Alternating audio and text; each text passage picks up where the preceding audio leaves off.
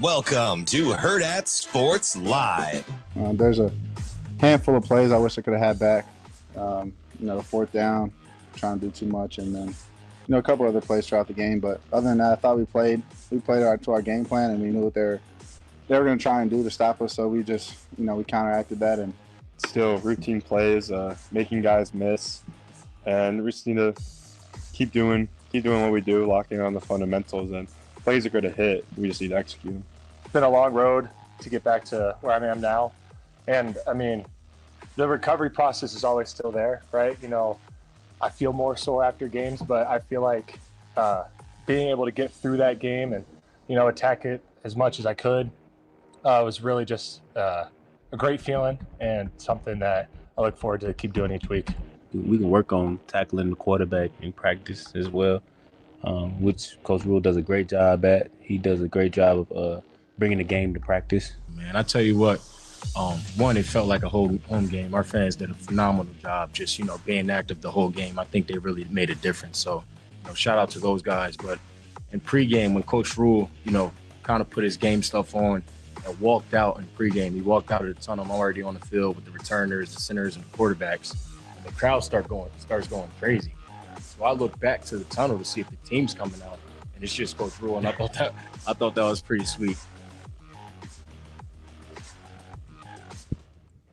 Good morning. Welcome into Hurrdat Sports Live, presented by Centrist Federal Credit Union. That's DB. I'm Ravi Lulla here at Hurrdat Sports Bar and Grill. What's up, DB? I'm trying to make it, man. I'm trying to make it. We're out here, right? We better be from here on out. Let's do the best we can so we can be a little more efficient around here, man. We don't always have to take it down to the wire. How was the evening here? Evening was okay. Yeah? Yeah, not a lot going on. Dodgers had a late scratch, so we had to get a little scrubby. And, of course, the Pirates, being a Pittsburgh thing, did what they did. And we get ready for the NFL and a little bit of college at some point. So trying to get this thing started. Yeah, we'll get some NFL previews here this morning as well. I know we want to get our picks in. It's here. We're full-fledged football from tonight on out. Yeah, it couldn't happen at a better time. Little Thursday night special. A lot of divisional games to start off the season too, so I'm pretty happy, which means there'll be not a lot of love lost as we get down here. And wasn't it nice to see Will and Mr. Luwan on ESPN just getting more and more exposure? They're getting that run. Man. They are getting that run. You got to strike while the iron's hot. That's that is what they say. Strike while the iron is hot. It's the calls don't always keep coming, so you got to answer them when they do. No problem. Listen, I get that bag, guys. Go for it. Enjoy. Shane, how was your morning, buddy? That was good. Better than yesterday.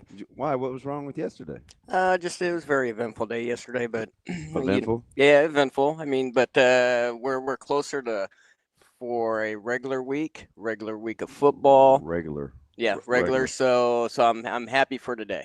All right. Did you like my little concert pulling in? I did. That was nice. Yeah, a lot of music going on today. You don't usually roll in with the windows down and the music going. Well, it's such a beautiful morning.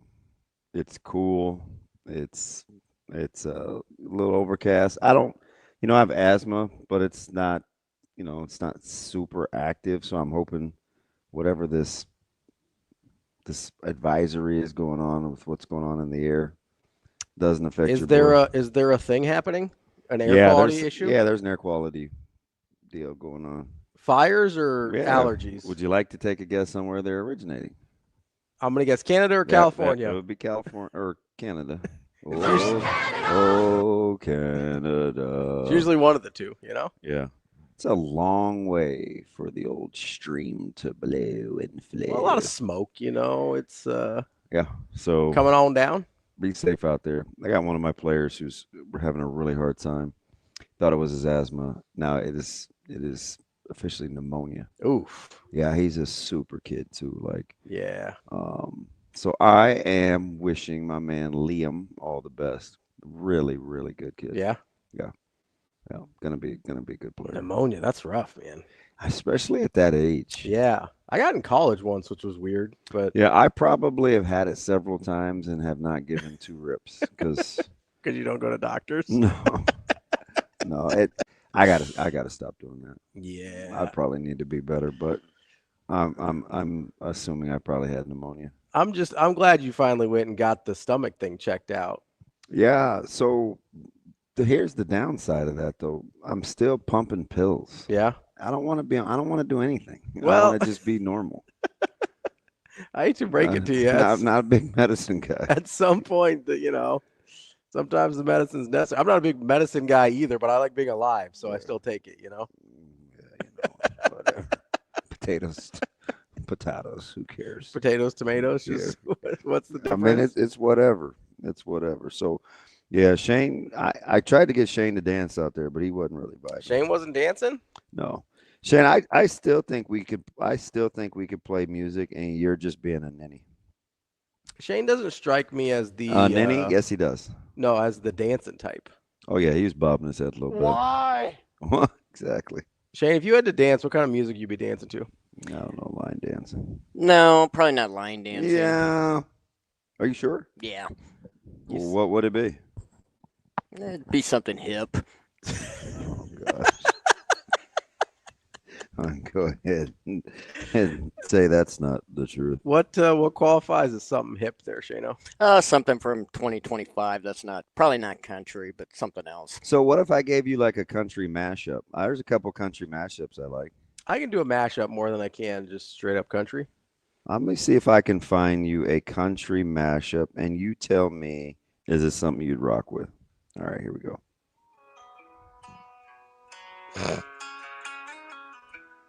Yes, no. No. Out. No, you got to listen. Nope. If the country guy's the first guy to start singing, I'm out. This is a great song. I'm out. Nah. We've gone too long with the country now. No, here comes my man Big X. Doesn't matter. We're too late. No, you got to hang in there. No. Shane, you bobbing with this? You ready?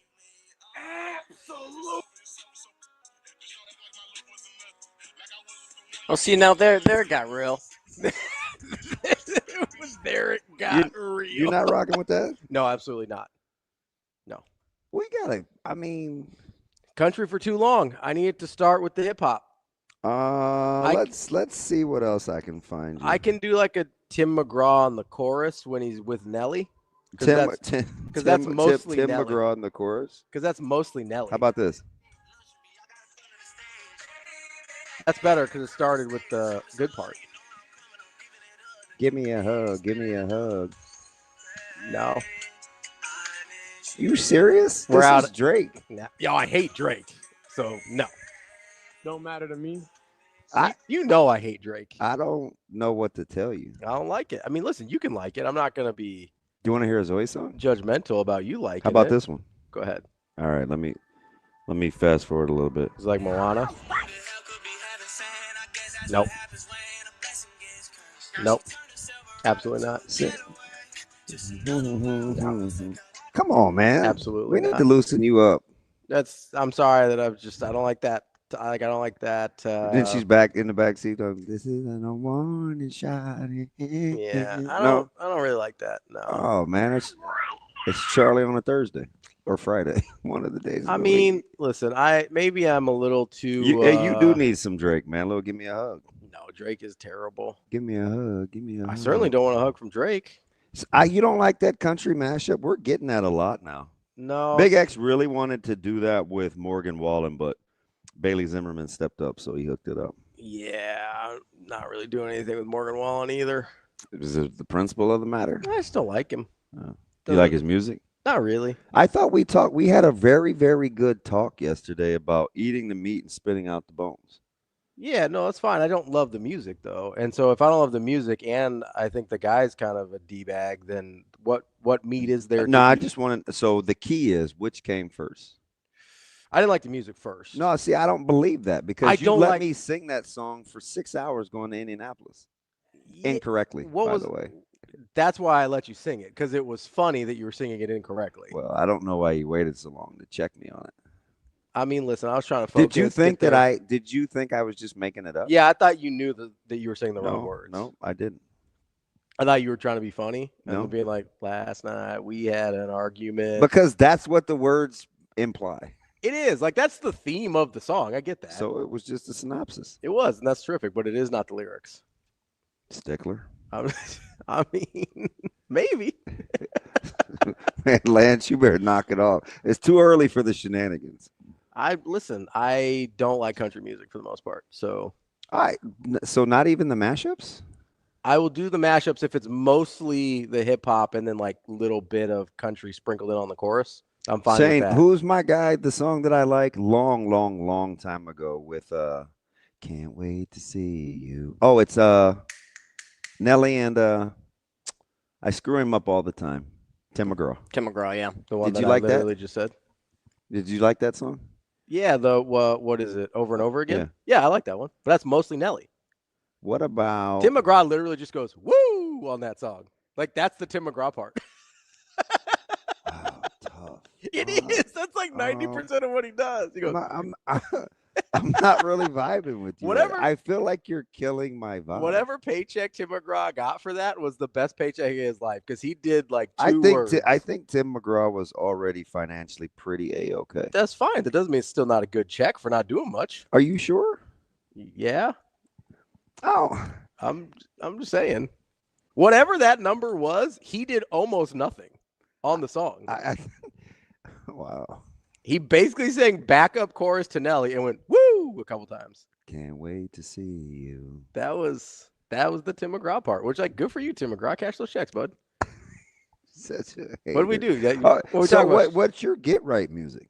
What's my get right music? Yeah. Well, I don't know. Depends on what kind of get right I need to get.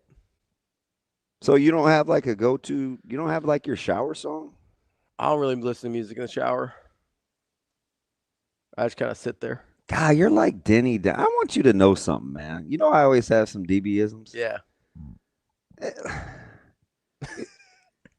What? Like the whole this victim mindset. How is it a victim mindset to not listen to music You're in the not. shower? There's victim mindsets never have victory. You know that, right? Like go win. Like do you know like what are we doing? So here's the problem. What are we doing? Is your definition of a win is listening to music in the shower? No, not always. Okay, well, that's not a victim mindset to be like, I just like to sit in the shower in silence. Like, So I just feel washing like I myself. feel like this is a lot of what was happening yesterday. I That we were talking about. I think it has nothing to do with what we were talking about yesterday. All right. I find wins all over the place, just Well, not in the shower. Again, I'm trying to help you, but you're committed to the story that supports your dysfunctionality. Like That I don't like country music. you're not opening your mind to like you just it's like predetermined. I've heard country music. Well, there's a lot. I'm not listen. This isn't DB for country music. DB this here morning. for country and western. No, that's not what I'm saying. I'm just saying like I use the examples all the time, right? Like you read articles from people like you really don't like, or Yeah. you can still learn something. Yeah, I watch stuff from people I don't agree with all the time. I listen to stuff. I just Do you talk to people weekly? But I'm all not the usually time that you don't like. yeah, I know you do. absolutely I do. But there's also like I'm not trying to necessarily learn from the music. The music's kind of just about vibes, and if it's not the vibe that I want, Oh man, I'm just the opposite. Sometimes I thrive with music. I mean, listen, it depends on the situation. Do you know the most exciting thing about the day today? Shower's not one of them. Playing music today at practice. Yeah, I'm so looking forward to You it. got I'm already thinking about the playlist. you got the playlist set up. No, because they put me in charge of it, and I have to get the go ahead from Coach Samanji. So I say, what's the theme today? Okay. And then he'll tell me. So he has. When do you find out the theme? Whenever I ask. So sometimes it's 2:00. Sometimes it's 3:00. Sometimes it can't be much earlier than that because he's not trying to hear it. So Working. yeah, one time, I kid you not, one time this dude said, "Now we're practicing." Yeah. Okay, we're in the playoffs. This guy said. Playoffs. This guy said 90s R&B. Oh yeah, you told me this was last year, wasn't it? Yeah. Yeah, you And told me I that. said, are you sure? You're like, do you know any 90s R&B? So, oh no, like 10 minutes in, of all the stories I've told you about my players' personalities, who was the first one that you think gave me pushback on 90s R&B? Christian Jones. 100%. Ding, ding, ding, ding, ding. How'd you know? It probably was in the middle of a rant about chemtrails, if I had to guess. But That's unnecessary. see, sometimes expanding your mind, not great. I love him. He was on the plane, man. This dude gave me my love hug. No, that's terrific. I I'm feel sure good. he's a great kid. But I'm looking forward to the music today. sometimes you got to be careful what you open your mind up to as well. I understand. You got to be protective of your house and your peace. Speaking of Drake and give me a hug, you know who needs a hug? Mhm. Sauter. What's Otter do? Ask him tomorrow when we talk to him how many expletives he dropped over Vera Tucker. Yeah, I saw that and I didn't care. Wow, what is wrong with you today? Tell me, tell me this. Tell me the truth here. Be 100% honest. Be honest. What? No, be honest here. Why are you so mean-spirited? Like that's different from normal. Yeah, no. So we didn't get to H-Town, T-Mac, but so where they really start having some problems. Yeah. With the 90s R&B. Key Sweat. No. I'll give you Boys to another. Men. Close. All for One. No, you decided they weren't black enough. I did. No, you did. Yeah, because you're like, are they even brothers? I think that's exactly what you said to me. And I was like, yeah, I'm pretty sure. And then there was one that is not, and one that's maybe, but two that definitely are. I would sing one of their songs, but I don't think you know them well enough. What is it? Who is it? You got to cool it now. Nope. I'll give you another one. They broke up. Pretty popular. TLC. The threesome had their own little new name, BBD. I have no idea. It was New Edition. Oh, I didn't realize they reformed. And our players were like, Gots to go situation. Yeah. Coach Sikora was the funniest because he actually rocks with me. He's so 3 times this year. Mm-hmm. And it's surprising because he's like quiet, cool. Mm-hmm. I think his daughters keep him pretty hip. Or maybe Sikora? Yeah.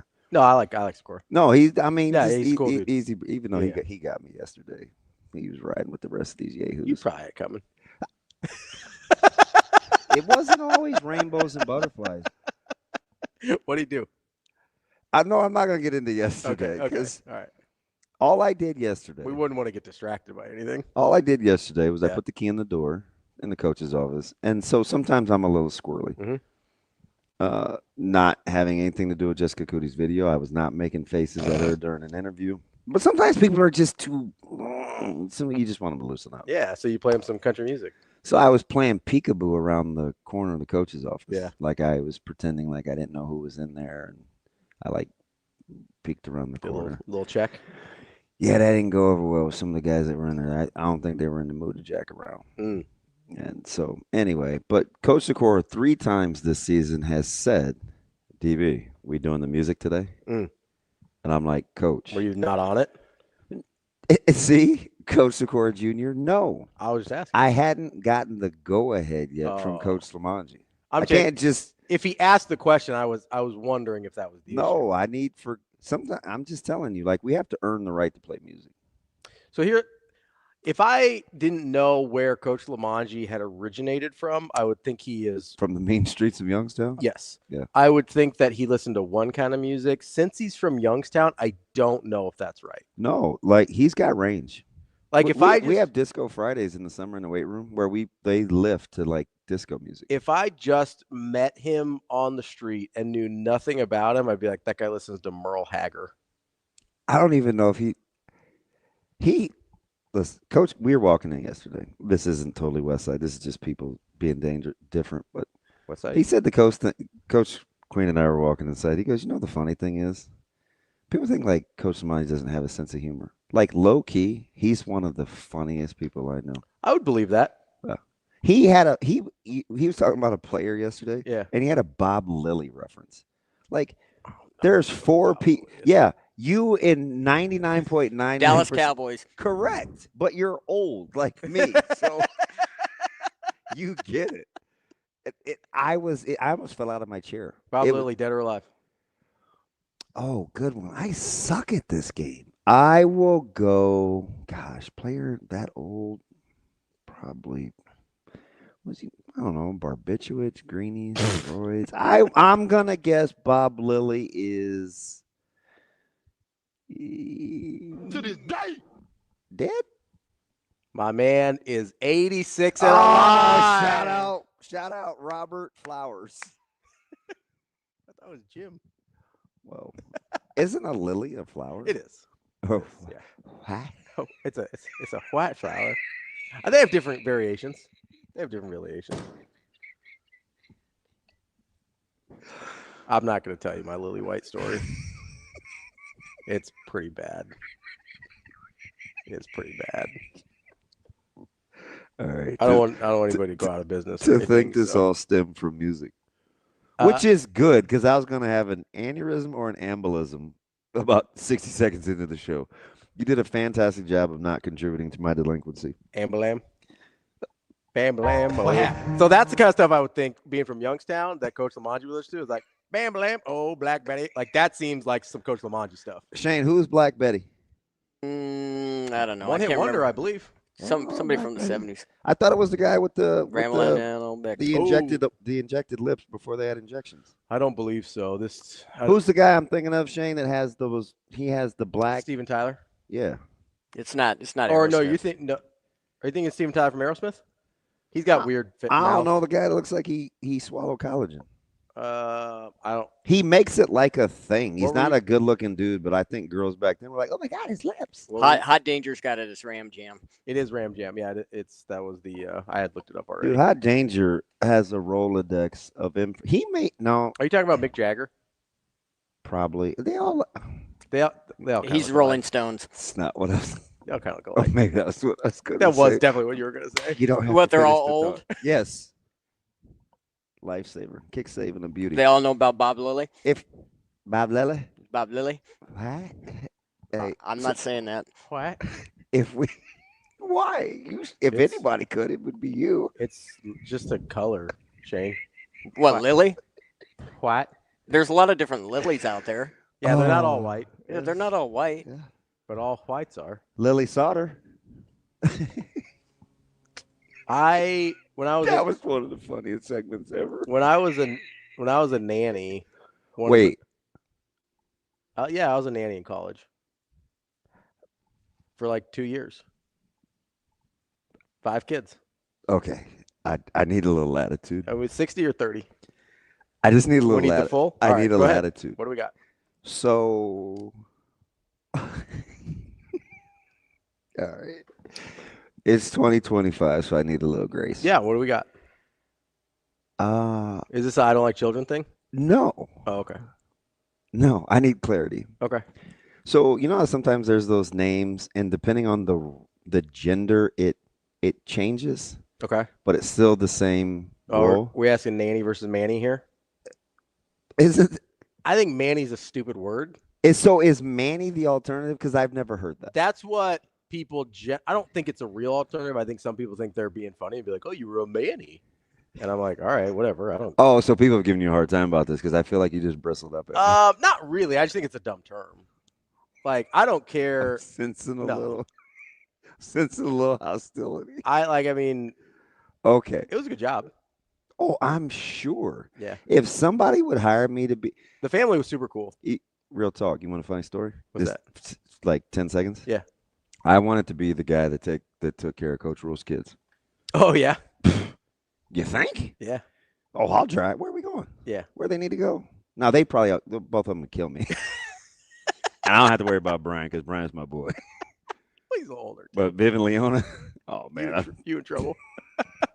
they was like, hey man, what happened to him? They messing with them Rule kids. She's like, oh, he couldn't hack it. Can't hang, huh?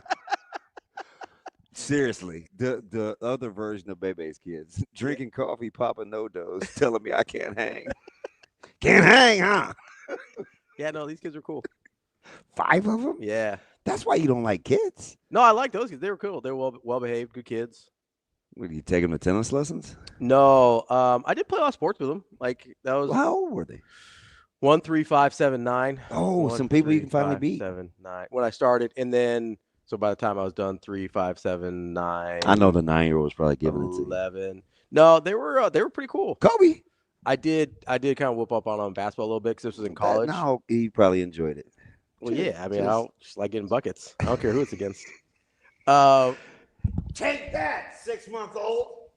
Nah, Lily didn't really play that much, but she was the youngest. That's where it came up. They had a Lily? Yeah. She was the youngest one. She was about 1.5 when I started. Oh, so Lily is what? Just starting college right now? Yeah, it makes me feel super old. She's newsslash. You're not. I know, but like when you nanny someone that's like basically a newborn. Where's she going to, like Rockhurst, MIT? I'm not sure. I'm trying to think of. Let me see how old she'd be. So that was in 2007. So she's probably in college, right? She's probably 20. Yeah. 18 or 19, 20. She's pre-med. Probably. Those kids are smart. Well, things can change. Yeah, they were smart kids though. Like their vice was like, "Can we watch a little bit more PBS?" than Mom said, and I was like, "Yeah, that's fine." Don't matter to me. These hit like they were. This story gets better by the second. Good Catholic family. They thought they were going to be in trouble because they wanted to they were like real Catholic. So like they were going to confirmation and stuff all the time, and when the ones that were old enough, and they wanted to, the younger ones thought they were going to get in trouble because they wanted to like play communion. Yeah. And I was like, I don't know, you're doing church stuff. What do I care, man? Eric, I'll take a hug, buddy. I 100%. I like Eric with a K. Yeah, Kyle's right. I would 100% beat the hospital kid in Madden 117. Does KB know that he is off to a fantastic start with his quarterback play? Yeah, I mean, Eric, we can be boys. But he's out on second. Drake. He said you can't pay me enough to take it. Eric, come on, man. No, How do you play communion, by the way? They just like Communion, pretended. you get fake Welch's juice, and Yeah, you they have got you have a wispy cracker you can break, and now with all the gluten-free, breads and stuff. What's your mom's? Is it celiac? Yeah. Okay, so now with all the little ailments, you can get like little wafer crispy crackers in All over any the place. form. Yeah. All over the place. I actually buy one intentionally. But some of them are better. Some of them I like better. Is it Simple Minds or Simply Fit? They make a sea salt cracker. Simple Grains from Costco. Yeah, they're good. Half that. Get the full one in there. Simple Minds is the 80s group. Let's not do that. Yeah, Simple Grains is the cracker. It's good though. So it's a sea salt little wispy cracker. really that good. thing is fire. Yeah, we use that on the Christmas charcuterie board so my mom can enjoy as well. They're so little though. Does she feel bad eating like 2,000? Because I can eat a foil. Yeah. It's like you open the airbag and it's like, oh, these are gone. Yeah, we have to get like 12 boxes of those things. I do for laughs and giggles want you to say what the board is again. Charcuterie? Oh, okay, that's better. What did I say? Who knows? Maybe you said charcuterie. I probably did. I think sometimes you got some gum in your ears, Don't always hear stuff right. You want to know the funniest thing about you? What's that? Is you're so mean spirited that you're trying to just be. It is like your disdain for me right now is bubbling, and it is funny to watch you navigate it. You're like, no, it's less than when the show started.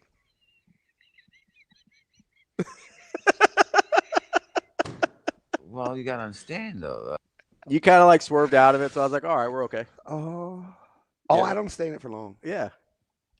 You I usually stay in it longer than you do. Yeah, I had my 10-second meltdown. I was pissed, but Yeah. I got over it. Yeah. It's quick. I think sometimes you don't get over as quick as you think you do, but that's fine. Yeah, it just depends. Yeah. But it's not going minutes. Like it could be 4 or 5. Yeah. It's not going to go like a half hour. Nah. But I think sometimes It's too hard to keep. It's for me anyway. It's too hard to. Yeah. That's why I kind of do that. I don't like I'm not a big negative energy guy. That's why I do the Hulk thing. I'm just always angry. There you go. You see, if you stay ready, you don't have to get ready, DB. Oh, I tell people all the time, man. I rather get caught with than without. If you start angry, you don't have to get angry, right? I don't have to rev it up. I'm already there. Can you finish the nanny story though? Because I think that's incredible. Oh yeah, those kids were incredible. So you're kids. just surrounded by 5 Utes. And Yeah. you're like living your best life. So my whole goal the entire time was no hospitals and don't lose anybody. Okay. Right? Which I think is good goals to have. Yeah. I wasn't one of those nannies, like I wasn't cooking stuff. If they needed stacks, I'd get them for them or whatever. So you've never been able to do anything in the kitchen other than Microwave. peel off plastic. Okay. Microwave, peel off plastic. Like I can get things out of like a cupboard and fridge, but I'm not cooking anything. There was one time where I think the mom was like, "Hey, can you there's something in the oven just at this time, just hit start. It's preset, everything ready to go." And I think I still screwed that up, if I'm being honest with you. She said it was fine. I was like, I don't think I did that right. I think you guys ended up. Is it from lack of trying? Because you have a fairly high aptitude. I just don't want to. You can follow directions. I can't. I just don't want to. Like, it's not a thing I care. Now that is your personality. Yeah, if I don't want, you're just locked in, right? If I don't want to do something, like, I'm gonna have a real hard time. Like, fake doing something is act tough. like such an only child, but you're not. So here's the thing, though. A little, like, there were some elements that were a little only child-esque. So, like, I was closest with my oldest sister. She moved to college when I was 9, right? So that was one deal. I was alone all of high school, basically, because everybody else was out of the house. Yeah. And then, like, the middle two were really close. And so I was just kind of, like, out there. Odd man out. Yeah, like, by the time Amber left for college, I was kind of just out there. And until Azina left for college, and then Roger and I got a little bit closer.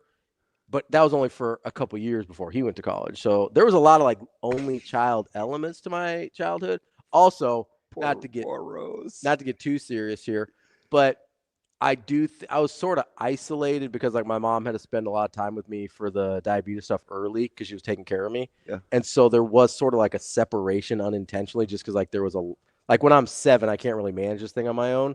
And so there were a couple years on the front end that were like, hey, we got to kind of dial in to make sure this kid doesn't die in his sleep. That would explain a little bit your baby tendencies. What do you mean? Well, Oh, you think that's funny, Shane? It's fine. Don't get me started on you, Shane. I thought what Asian Wyatt said was funny. Dude, you gotta be careful reading stuff from Asian Wyatt real time. No, I had. Dude, see, that's probably something they learned on those PBS shows they were big. Dude, I'm telling you, he's hilarious. I know. I need to get his phone number. Do you want me to give it to you? Yeah. I need his permission. I have them too, so it's okay. Don't be offended. No, there's certain things I'm definitely baby about. But you go, what do you mean? Big old burl-chested dude with a full beard and a Paul Bunyan get up, and he's like, what do you mean?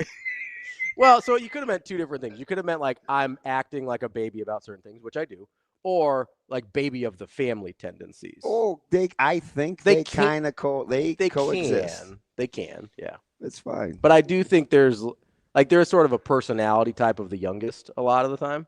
And I do have that. I know that for sure. All right, Tree of Trust, you ready? Yeah. At what point, I'll be honest, at what point did you want to come across this 18 inches and choke me? This morning? Yeah.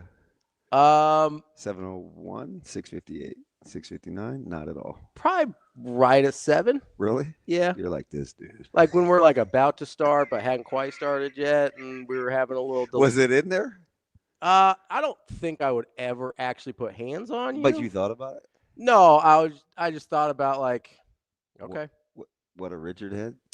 Was I in the wrong? No, I don't think so. Was I doing too much? I think sometimes there's, like, because part of you is right. I acknowledge that. Like, hey. We don't have to get into the specifics. But no, but it's like, hey, if I get here a little bit earlier, if I think of things a little bit ahead of time, it would make life a little bit easier in the morning sometimes. I also sometimes think it's like, I am the one that's responsible for all of this, so sometimes the criticism is less welcome. Here's the thing. Yeah. You have trust still? Yeah. I mean, I told mine. Go. You tell yours. You don't want to share the responsibilities because there's this quiet part of you that likes to be in control. Oh, for sure. Yeah. I get that. So you can't have it both ways. No, I know. Because you would never have to do this if you just said, DB, you got it. But I don't know if you want to. So I moved that one day. Yeah. And I thought you were going to come off the top table on So, me. again, Tree of Trust. If we're just telling truths here. We're just telling truths. Just Bill and Chris, they're like, these two ain't going to make it. No, it's this is how you make it, is you kind of air things out. You have a little therapy session. I don't know who the counselor is here. It's certainly not Shane.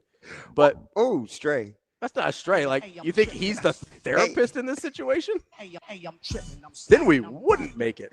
See, I can deal with that. I can deal with Kendrick. It's not because of the 40 acres and a mule. You feel like kindred spirits. Yeah, that's my guy.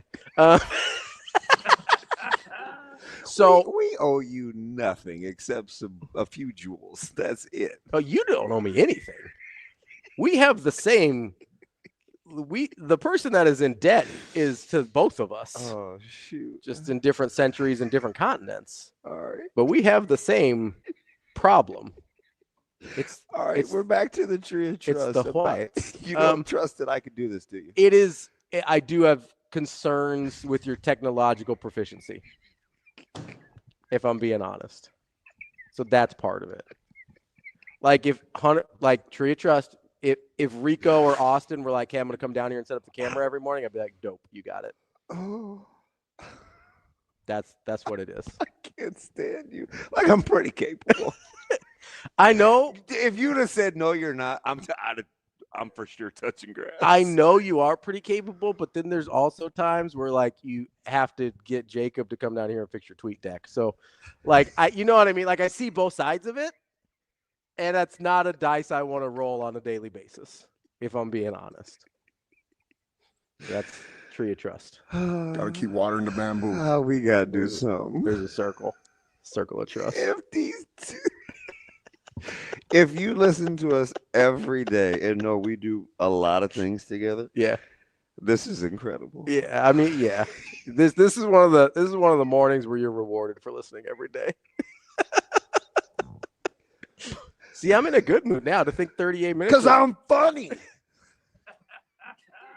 I think it's a collaborative effort. You didn't think the Paul Bunyan thing was funny? I mean, it's a little, like, I get it. It's red and black flannel. And, you know, it's kind of low-hanging fruit, as we like to say. You know?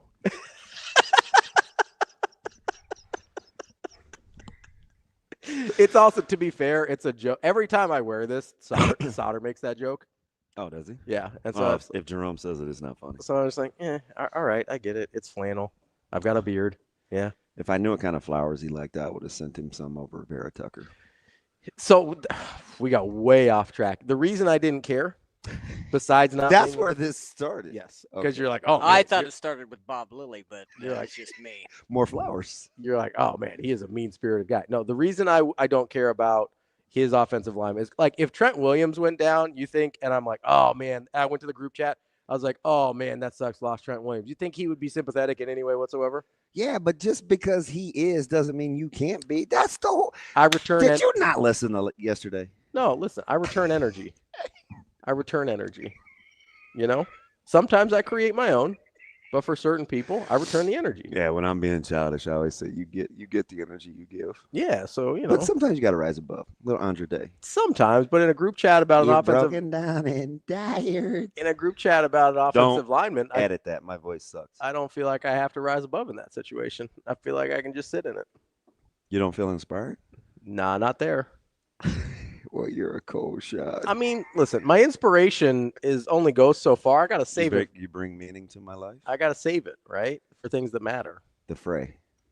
I like The Fray. Step 1, How to Save a Life. How to Save a Life's a good song. I also like, what's the other one? The first one that came out. Is that the cable one? Cable Car, yeah. They have a few good songs. Yeah, shout out ODB. I actually, I saw them in concert a couple times. Would you pick me for Music Jeopardy? You're pretty good. It's either you or Shane, depending on the era. Shane's is pretty good. No, he's old, so he knows like. That's what I mean. If I need to go back, but like range and going back. I can give you for modern, I definitely go you. I can give you Dionne Warwick or anything like 90s and on. I'm taking you. Robert Palmer, like that's for sure. Good range. If I need 60s, 70s, 80s, I'm probably going. No, Shane. 70s. I'm your dude. Okay, I'm just saying. A lot of times you turn to Shane. Do you want him to know anything about black people? Again, it depends on the categories. Shane, who's Bill Withers? Lean on me. Damn it. That was probably too easy. Nailed it. He actually came and talked to USC when Pete Carroll was there. I remember that. That's weird. Yeah, I don't know why. I like Bill Withers. I like that song a lot. I help you carry on. They let him come from over across the street in Watts to the gated community of SC. Yeah, well, I don't know where Bill Withers lives. I don't say, yeah. Like, I don't know. Just rocking with poor black people. I don't want to make assumptions. I hope Bill Withers took good care of his money. I hope he's doing great with the royalties from that song. Maybe he had some other good songs too that I'm not aware of, but I know. Is he still alive? Ooh, I'm gonna absolutely go with "Did," as Zoe would say. He is passed. Yeah. That's a pretty safe bet. March 30th, 2020. Ooh, not that safe. R.I.P. Bud. Damn, for 81. his era, he had a nice long life. I mean, yeah, He it's like survived civil rights. it's like the defensive tackle that's still alive at 86 who played in the 60s and 70s. I don't even know why I said barbiturates. That's astonishing. What? Can you Google? Do you know how to spell barbiturates? I can't even really We'll remember. figure what it out. is. I'm pretty good at Googling pharmaceuticals. Nailed it. What's up? You're fantastic. We got to get to Michigan Lance. Shane, should we talk to Michigan Lance? This dude's probably like, I don't think he's going to want to talk to you guys after all that. We are not going to get to NFL this morning. Yeah. Let's get. Well, we weren't going to do it out of the gates. No, we're probably going to do it about now. Michigan Lance. What's going on, buddy? Good morning, boys. Hey, what's so funny, man? I don't know, I'm mad man. I can't listen at the same time. Just a lot of issues. You'll have to go back. DB was acting nonsensical this morning. Lot of passive aggressive nonsense this morning. Who, me? Ravi Okay. race baiting as usual. No, that's not The true. Jason Ravi Whitlock. Ravi? I'm the one sitting here saying Oh. I like. Wow. First of all, You like what? You Out like of- what? out of Penn pocket. State out of bounds. Out of pocket. That's like You Amari like and Dick Buxton Jackson 2 cannot years lie? ago out of bounds. All right. My guy wasn't even still on the white line. Maybe that's where the ref got confused because he got back into the green by the track. That's out of line. Anyway. Sorry. No, he was talking about country and hip hop mashups, and I was like talking about how I don't like the country part. So I don't know how I'm race baiting this morning. Oh, 40 acres and a mule. You brought that up. You always bring that How up. did we get to 40 acres in the middle? He Because brought it- up We get this. He brought up Kendrick. Well, no, Shane played Kendrick, and I was like, oh, I like Kendrick better than Drake. And he's like, oh, why? The 40 acres and a mule? Bill Withers surviving civil rights eras. Again, something you said. Man, what are we talking about here, Listen, man? it's just been None of this. I was talking about how it's Sounds stunning right. that Bob Lilly, a Yes. 60s and 70s defensive lineman, is still alive at 86. And you're like, Bill Withers survived civil rights. And I was like, okay, cool, man. Like, I don't know what to tell you. I don't know how that's related. It needs context. Don't worry about it. What's up? What's up, buddy? Oh man, this is. Hey man, it's Thursday. This sounds like a Friday show, man. Yeah, I don't know. Well, the Friday shows have to lock up now because it's football season. We got to get it out sometime. Right. I'm Hey, going well, all the way before- back to the first segment. He said something about This is who the was- first segment. who was the group where I said, "Are they really brothers?" All for one. Yeah, I did say that. Hey, when you were growing, All that's for your one. era. That's your era. You probably Yes. confiscated to that. Did you like All for One? I swear, and all that other stuff they sing. I mean, I liked it when I listened to it. It wasn't nothing I was going out to buy or anything like that. You know Yeah, what I it's mean? just like radio songs. When you listen to it, wasn't bad. Yeah. That's it. It's Yeah, it was a radio radio songs. song, man. Yeah, I it, got you. it wasn't. I mean, they weren't Jodeci or Boys to Men or High Five. They were like or The knockoff. Boys. They were like weren't none of knockoff those. Boys to High Men. five. They were like knockoff Boys to Men. Wait, high five. Yeah, man. Yeah, How like did high? Five. How Are did you high? serious? How did high five get into? Okay, now they had a couple, but we're really A putting couple. We're putting Yeah, high more than a five. couple. We're putting high five in the Jodeci genre. I mean, Jodeci No, had they're one. They're bangers. one tier below. Yeah, it's so that. Hey man, go look. Hey, High man, five go is like to shy. DB. No High way. five Shy is was like a Shy. one-hit wonder. Do you want to Shy play had a one album. Do you want to play a What are we super talking fun about? game with All for One that might get us all fired? The record sales. No. Man. What? Okay, so remember when you're like you weren't sure they're all brothers or if any of them are brothers or anything like that? Yeah. Why Let weren't me- they white and black mixed in or something? Let me Hey, Dr. read. Brothers? I Go thought ahead. we agreed, Lance, long ago. We would stop saying mixed. Can we? There's not a cocktail. What's the correct term?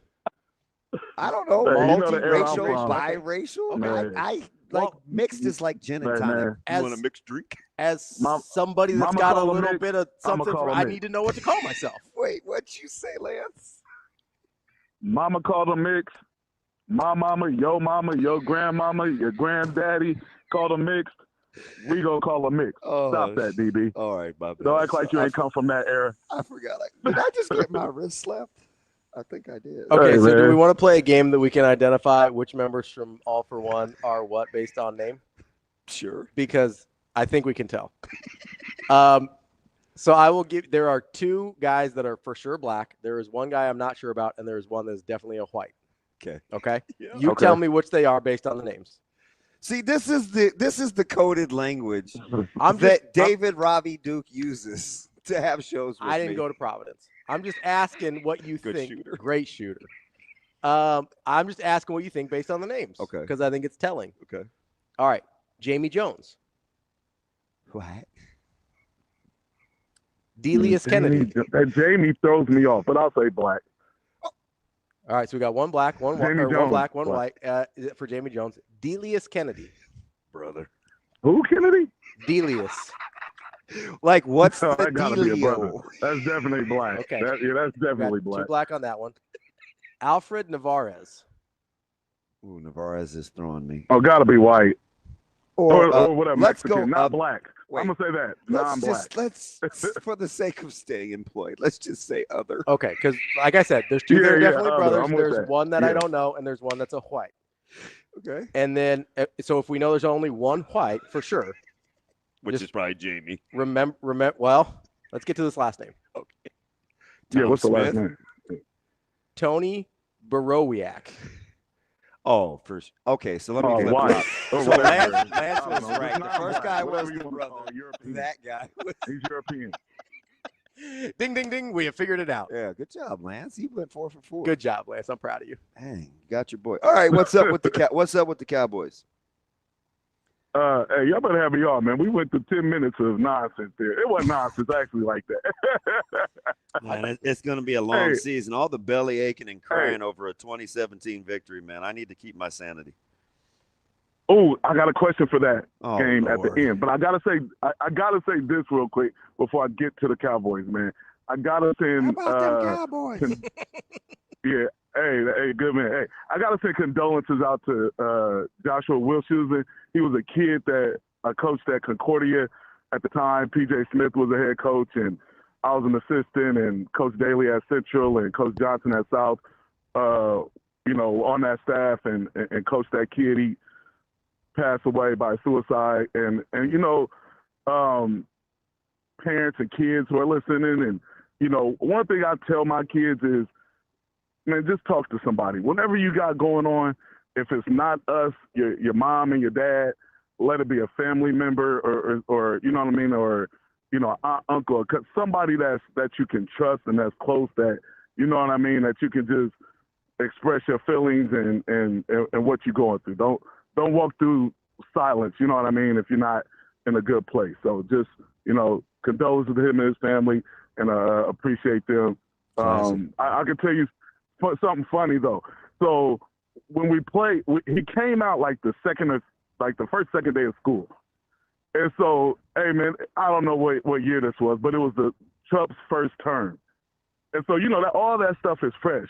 Mm-hmm. My man rolls out to practice with a MAGA hat on. Make America Great Again.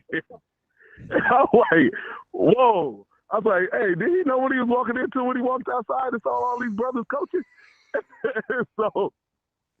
and so I said, hey, MAGA, come here. Because I didn't know him at the time, I didn't know his name, so I just called him MAGA because of the hat. Hey, man, come on over here.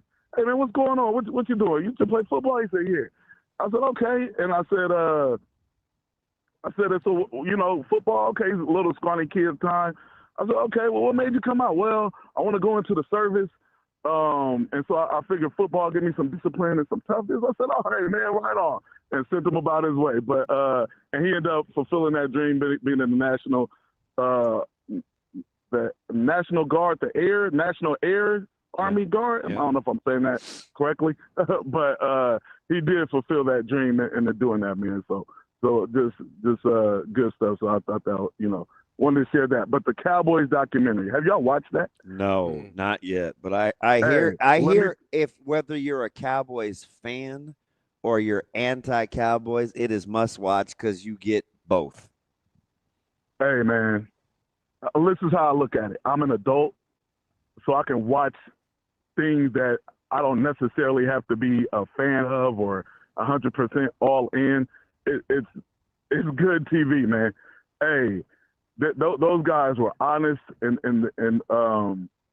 their way and how they speak. Troy Aikman on there is the way he talks and his honesty and truth is like you, DB. He reminded me of you because I would say like, oh man, that's a terrible looking shirt you got on. But DB would say something like, yeah, that shirt really isn't conducive with the pants you got on. I don't know, something like that, using some type of big word. But he's really insulting you, letting you know, like, no, that's a terrible shirt. He just says it in a different way. And that's what Troy Aikman does. Nice backhanded compliment, jerk. Oh, it's wonderful. I think it's possible, Lance, that DB talks to you differently than he talks to me.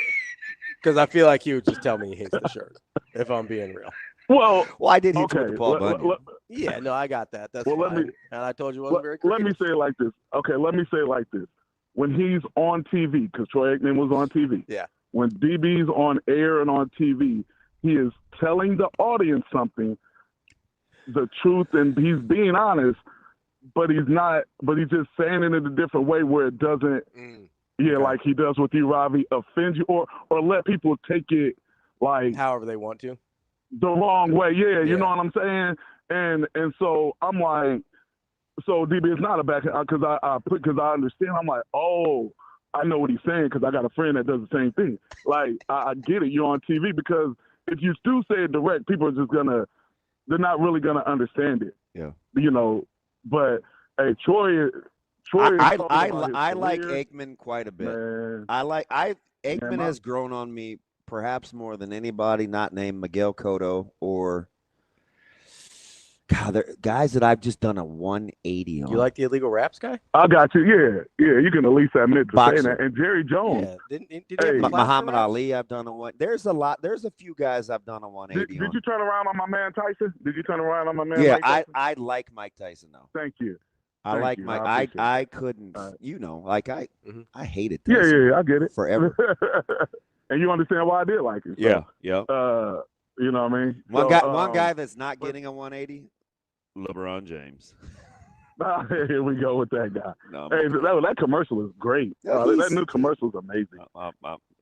Go ahead and cry yourself, Brian. There's nothing wrong with that. Wow.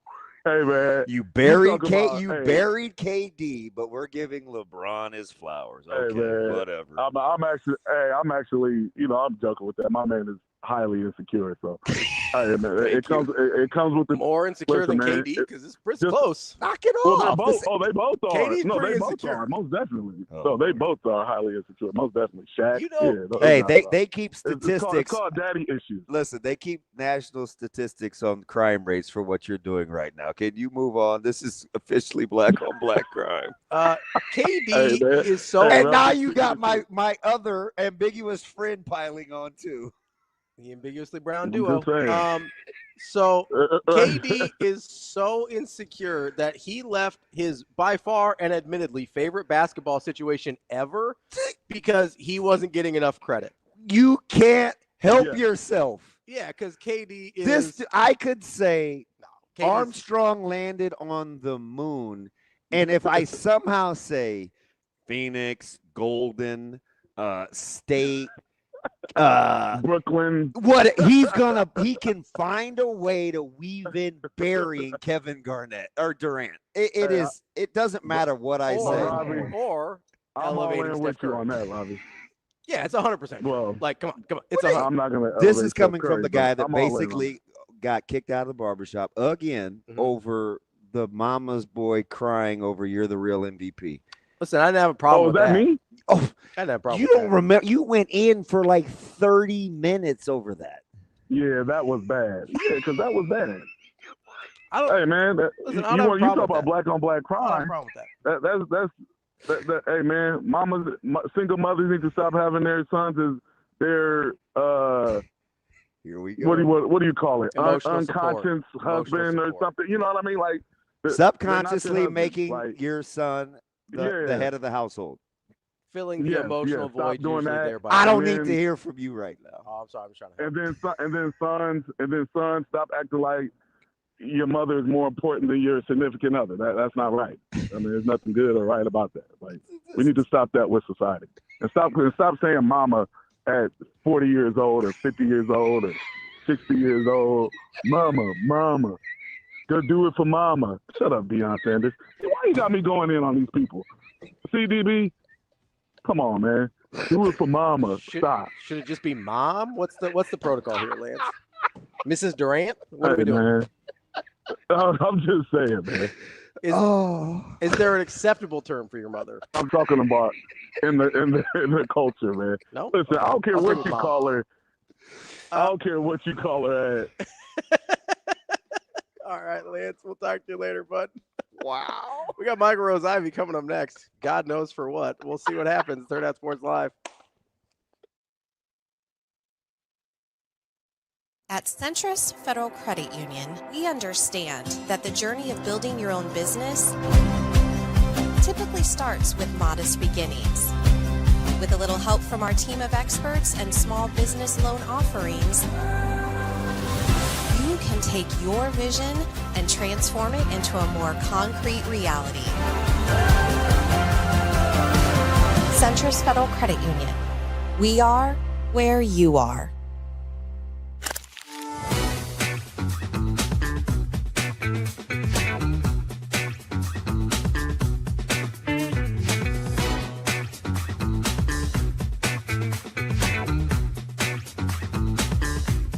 I mean, I think we're lucky that we have that stage to play on, and we have so many new people this year. We have Virginia, a lot of the freshmen are new, so having them get to experience what Nebraska is all about and how much love and support we have from the fans and from people across the country, I think it's super cool for them to experience that, because before you get here, you don't really understand. So I think it's been really fun for all of them to experience it, and it's also fun for the upperclassmen and the people who have been here to watch them embrace it and watch them take it all in. And, you know, the older girls were a little used to it by now, but it never gets old. So it's just been super fun, and all the freshmen have worked so hard this whole preseason and going into the season. So it's been really cool to see them grow and see them enjoy what Nebraska volleyball is all about.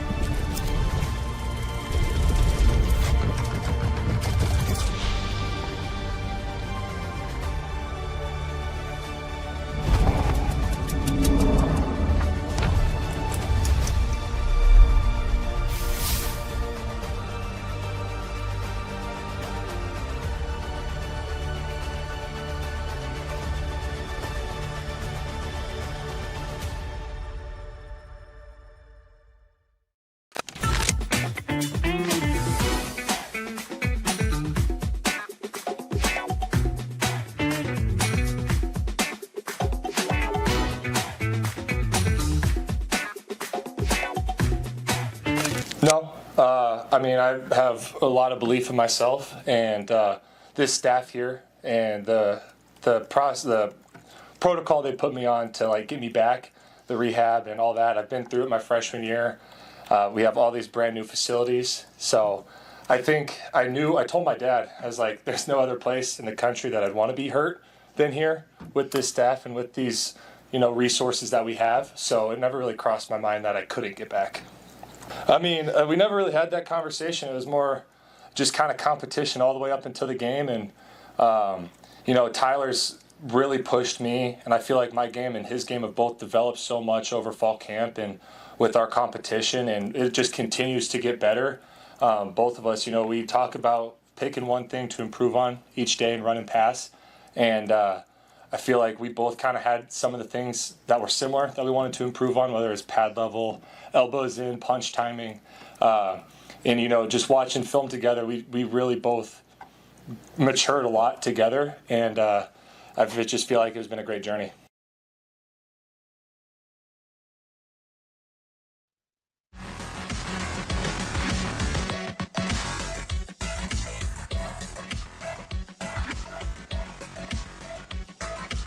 Welcome to Hurrdat Sports Live.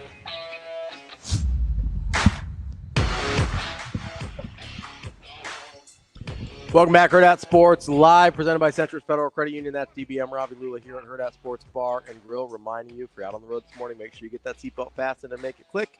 It prevents injuries and saves lives. This message brought to you by the NDOT Highway Safety Office. We are joined now by our friend Michael Rose-Ivey, former Husker and high school coach down in Missouri. Michael, how you doing this morning?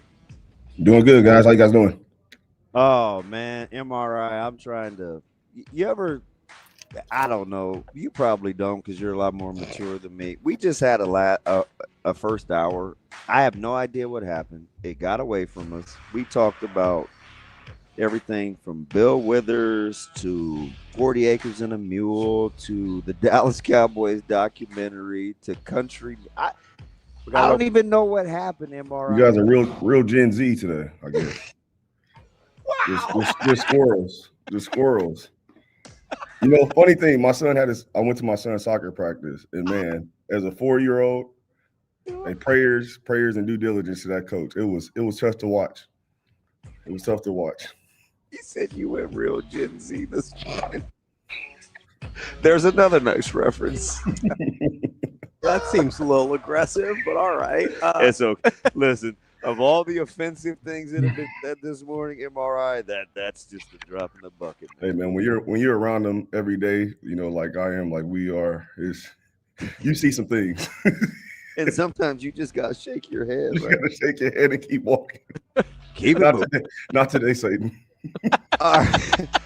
All right. So there were so many good things that you touched on in your first, you know, our imaging MRI segment where we talked about fitting in the run game and quarters and man-to-man. And, man, how long or how quickly did you deduce, shoot, all this man-to-man on the back end, Cincinnati with the motions and the late movements, and how soon did you know that was going to maybe slow down Nebraska in reading their keys in an opener?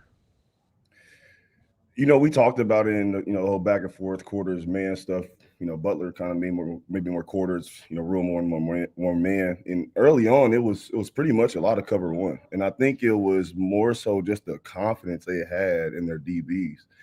Obviously, Mark started off the first play with a nice defense pass breakup. But you could tell they're confident in those guys cover. We saw Diamond Jones pop off the table or pop off on the film. You know, I think early on, as you saw it, as Butler said, Sorsby turned into a high school game later on. You know, I mean, that was pretty much it. Once he started to see that it was going to be man, guys going to be turning and running with the receivers. That's when it kind of got a little more wide open for him. And, you know, I think it's not something to, you know, I think you said it quite a few times, nothing to freight or get worried about as Husker fans, right? Definitely fixable. And I think it's more fixable with scheme than it needs to be with personnel. You know, I think the personnel's there. I think there's some things we can do a little bit differently, work some different rush counters and things like that to be able to take away those gaps. But, you know, again, for a first game opener, I think you saw a pretty good idea of what Nebraska's defense philosophically would be. Now it's just getting that personnel to, like you said, trigger, play fast, and be aggressive in those fits. Real quick, MRI, when you're playing so much man and you have to communicate pre-snap with motion, what kind of experience, and I know you were a two-gap guy and it was a little different, but you understand like the +1 and why you guys bracketed and stuff like that for the run game. How quickly, when we say, oh, Nebraska looks slow or they're not this, where it's compounded by the fact that when you do have to fit in the run game playing so much man, you need your keys to kind of settle, right? Like you have to real-time process where they're going to end up, how it relates, how you want to fit in the run game. You're gonna know what I'm talking about, DB. My man, my fit, right? 100%. My man, my fit. And like you said, my fit has to get to its ending point, right? Perfect example is just talking about with a fan on X last night. The goal line touchdown, right? Where they ran the triple option, brought both tight ends across. Yeah. And they were in man-to-man coverage. Talking about Sorsby scramble? No, not even the scramble. It was on the goal line, 3-yard line. They sifted both tight ends across. Oh, yeah. I got you. Right outside. I think it was Shavers. Yep. And obviously Shavers, he's a quarterback player, right? He got too far up the field, right? He could have been more square to the line of scrimmage. But the person truly initially that should have leveraged it was Buford. And Buford was coming from the other, or was on the same side, but then you also had another DB with the other tight end coming over that had to leverage his guy. And he ended up leveraging it, but we're on the 3-yard line. I mean, how much are you going to be able to leverage it from being on the opposite hash and the ball's going to the opposite pylon, you know? So the communication has to be there. And you saw him on that play, you saw him communicate, you know what I mean? I think, again, schematically, there's a way, you know, we can pass those off. You know, in Bo's terminology, we call that banjo. Hey, we're going to go 2-on-1 on the back. Or we're going to go 2-on-1 on the tight end. Hey, if the tight end goes this way, I'll take him. You go to the post. If the tight end goes your way, you take him. I'll go to the post, or however way we're going to do it. And I think, again, it's not nothing I see as personnel. I see it more as schematically. There's some things they can do to help their guys be in better position to make those type plays. But like I said, that's one you got to chalk. That's a great play call by the offense coordinator and good execution. Now, we had the numbers there. The body was there. We talk about the +1 and numbers advantage. Like, we had that on that play. But, I mean, Sorsby's a good athlete. I mean, you got to give him that. You know, he's a good competitor, and sometimes they do get in the end zone, you know, but I think it's easily fixable. B, let me ask you something. I apologize, Ravi. No, you're good. Let me ask you something. So little things like head placement, or, you know, an inside move, or not taking on a puller to occupy a blocker, just things that you know fundamentally you teach. Mm-hmm. At what point, or how long, or how competitive do you make it as a coach to figure out, do I need to do something different philosophically, or do I need to play different people? I think in their case, with how young especially that front seven is, I think you want to exhaust as much. Yes. I want to see this. If this is going to be the group, if this is going to be the group up front for the first 3 to 4 games, I want to see that. And knowing the way they've been competitive in their practices, the way Rule speaks about, you know, the skill set, the skill set depth, maybe not the experience depth they have at the D-line position. You know, we have guys that may be ready. You know, a couple of guys that maybe still be warming up in the bullpen, getting ready to go for that Big Ten stretch. And now we can expand their role, you know, a little bit more. So I want to see them play. I want to see them make mistakes. And I think, obviously, I know Michigan's looming, and everyone's thinking, hey, we got to make sure we're at 100% peak right there. But you know, I think it's going to be it's going to be ebbs and flows. It's going to be ups and downs. And I think you gotta just take every week for what it is. You know, honestly, I couldn't tell you anything about Akron. I tried to find the Akron-Wyoming game, and I found a TikTok said that may have been the worst football game in college football history. So I really don't care what Akron does. I think this is all about Nebraska this week. You know what I mean? Going in, fixing the things they need to fix schematically. If we need to do something a little bit differently, let's do that. But at the end of the day, I want to see these guys make mistakes, right? I want to see them make mistakes fast, because we're going to have this group for a while, hopefully, for at least the next 2 years. So it'll be good to see them get that experience now as we continue to develop other guys in our practices and on our scouting teams. Michael, so I wanted to ask you about the defensive line. You talked about kind of the diversity of skill sets there and the depth of skill sets with the different pieces and how you like the talent, but we don't have a ton of experience there, which is, I think, all true. I also was really interested because in your I'm going to call it Twitter still because it feels weird to call it X. On your Twitter breakdown of Cincinnati's offense, you're basically dead on in everything that happened and was going to happen against Nebraska's defense. You predicted a close game. That's what we got as well. So I'm curious, when you're watching that and you're seeing all the movement they're trying to get done on that front, and you see sort of the rushing attack that Cincinnati was able to mount mostly in the last 2 drives, if we're being honest. When Sorsby stuff, because I believe they were under 100 yards of total offense halfway through the fourth, or 100 yards of rushing offense halfway through the fourth quarter. Right. How much of that are you like, hey, that's on the defensive line, versus, you know, hey, maybe we leave a spy in there a little bit sooner to try and negate some of those scramble yards, because a lot of those, especially in the fourth quarter, weren't designed runs, right? Mm-hmm. Yeah, correct. I mean, that last big one, I mean, they dropped back off play action. I think 3 or 4 receivers went deep, and they're in a bracket, you know, man match, man type of coverage. I mean, you got to have – and that was my biggest thing I said coming out of it. I think the biggest concern, if you're going to have one with this D-line, is will we find a guy that can win one-on-one?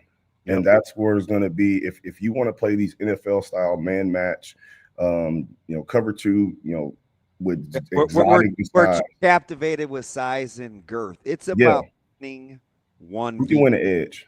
Yeah, who can win the edge? And they have to find that. They have to find a guy who can do that. Is it bringing down a backer and putting them at the at the end spot on third down? Is it more athletic options there at the opposite end spot? I think that's what we got to kind of look at. So let me sting. I mean, all right. Can I follow up? Yeah. So if I'm rewatching the game, Michael, I basically only watched the lines for the most recent time I rewatched the game, just because I wanted to see that exact thing you were talking about. I wanted to see on the running plays that Nebraska was giving up or doing well on the offensive side, how much of it was getting reset or how much of it was resetting the line of scrimmage either direction, right? And I felt like what you're talking about, guys that can win one-on-one. I thought Williams-Nwaneri did that. I thought he wasn't very good at staying just lane integrity, like gap sound, right? Yeah. Lane integrity, right? So I thought he was winning, but there's a thing that he's got to be a little bit more disciplined on, right? And then I thought pretty consistently Keona Davis beat his guy. So I'm curious if you saw that as well, and if you think they've got the guys to win those one-on-ones, or if they do need to get a little bit more creative, bring a linebacker down or something like that. I think in the run game, I think it's going to be a lot of what we saw, a lot of stunts, a lot of movement slants, getting guys across the face, making the ball bounce. I mean, they're going to utilize that speed on the back end to, fly. I mean, I love Deshaun Singleton, how he comes down and plays football. He got much better too. Man, right? Yeah. Yep. That first opening drive tackle he made. A little with those two-way goes, but me, I'm people. It's fine. No, you're certainly not alone. I know. Like, so let me. Can I stay right there for a second? Am I right? And let's just keep it a buck, right? Because we know we're talking about number 8. With what they're asking this secondary to do, my man, my fit, the multiple fronts, how much pressure do you think there is on that back three? I mean, because, and I know Guthrie didn't get a ton of snaps. I think he maybe 4 or 5. And, he had the missed tackle on the long run. We talked about Buford fitting in the run game. Singleton early trying to settle down with some two-way goes. You saw they put Donovan Jones in run fits, back that close side with a tight end. How much pressure do you think there is on this secondary to be able to not just get guys to the ground, but to really, truly set edges and boundary run? It's tough. I mean, they want them in the box. I mean, whether you're playing starting in the roof or we're rolling you down, in different coverages or just in man-to-man coverage, like they want those guys fitting. And I think the skill set for them and versatility for all those 3 guys in our back end, I think that lends itself to be able to do that. I think they trust them to play fast and to be able to fit, in the run. Also play in coverage. I think that skill set has to be something they lean on, and I think that's why you're going to see a lot of movement. You're going to see a lot of A and B gaps being canceled with stunts and gaps because they know they got guys that can fly around. Again, it's a lot of pressure, right? You would like for that D-line to be taken away by let's get some guys that can win a one-on-one, right? Or, it's that twofold thing. You understand it as a coach. Either I need a guy who's going to win a one-on-one, or I'm going to have to pitch a perfect game. You know what I mean? As far as when I call my stunts, where I call it, looking at who am I actually stunting into that gap. So that's the thing, right? We saw the very first play. They tried the little TE, the late show where your jack slams C-gap, a loop Judy. He got picked off, right? So it looks like to the naked eye, oh, man, he's driven off the ball. But as a coach, you're thinking, all right, he probably should be a little flatter. Right. Our end man did a really good job, a good first step. Does he need to be quicker? Is it his depth, or is he even capable? That's something that the coaches can decide after they continually try to teach the technique, right? Yeah, for sure. And I think, again, I want to see these guys make mistakes. Obviously, we want to see them put points on the board, but I think it's okay for what we're seeing right now. Now, if this is week 5, week 6, we're deep in Big Ten, we're seeing the same stuff, then we got a problem. Either we should change personnel earlier, or philosophically we need to, figure something else out. But, again, I think this is a great week for them to get confidence back in their base scheme and I plan on probably seeing a lot of cover one. It's going to probably be a lot of my man, my fit stuff. They want to see those guys tackle. I know it's going to be loud in the stadium, and those guys feeding off that energy just like it was at Arrowhead. So it's going to be. I'm not saying it's going to be a good game, but I'm definitely watching to see what so what are the adjustments? What are they doing differently? Are they going to just kind of play it, just play it base and kind of get to the next week? What's the difference when you hear Coach Rule say, "Hey, we won't see a lot of Sorsby's," versus we probably need to shore up some things when we get QB run game, right? There's truth, probably, I'm guessing. Yeah, there's truth in it. But again, when you go back and look at it again, the runs he got off structure, out of structure of the play. A lot of his Zion's run weren't really big runs. And again, I think Ravi said it earlier that going to that spot a little bit earlier and finding different ways. I mean, you gotta use, if we do get in a situation like that, which I think Childs is probably the next guy we'll probably be able to see who can really run like that. I know we got who's the kid from Michigan, Underwood. He can run. That's a I feel like he's more of a power guy. He's the brother, but he's not really a runner by right. Yeah. I don't see him being. I see him kind of being more like Sorsby in the sense that a lot of his runs may come off of off the. And I don't think that's what he'd like to do either. He wasn't really like that in high school. I don't know. So I could see Chillis, maybe Gronowski, down the road at Iowa is a good athlete, but I think again, they got to find a guy that's going to win one-on-one regardless. You know what I mean? Especially in the pass rush. If you're going to have 7 guys back in coverage.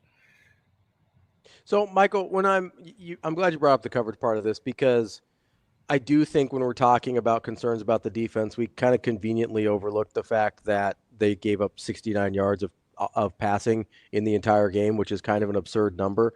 Like, how much of when you're watching that film are you just saying, like, okay, I understand you got to clean up the QB run game on the scrambles, especially because those were really the only QB runs where they got chunked, right? We're off a non-designed QB run. So you're like, okay, we definitely have to clean that up. How much of it, though, are you looking at as somebody who played defense, somebody who coaches, where you go, okay, you're always giving up something, like you understand there's a weakness in whatever defense you're running. How much of it do you watch and you're like, hey, they were basically going to say, hey, you're going to have to drive down the field running because you're just not going to hit any chunk pass plays on us, which they didn't the entire game.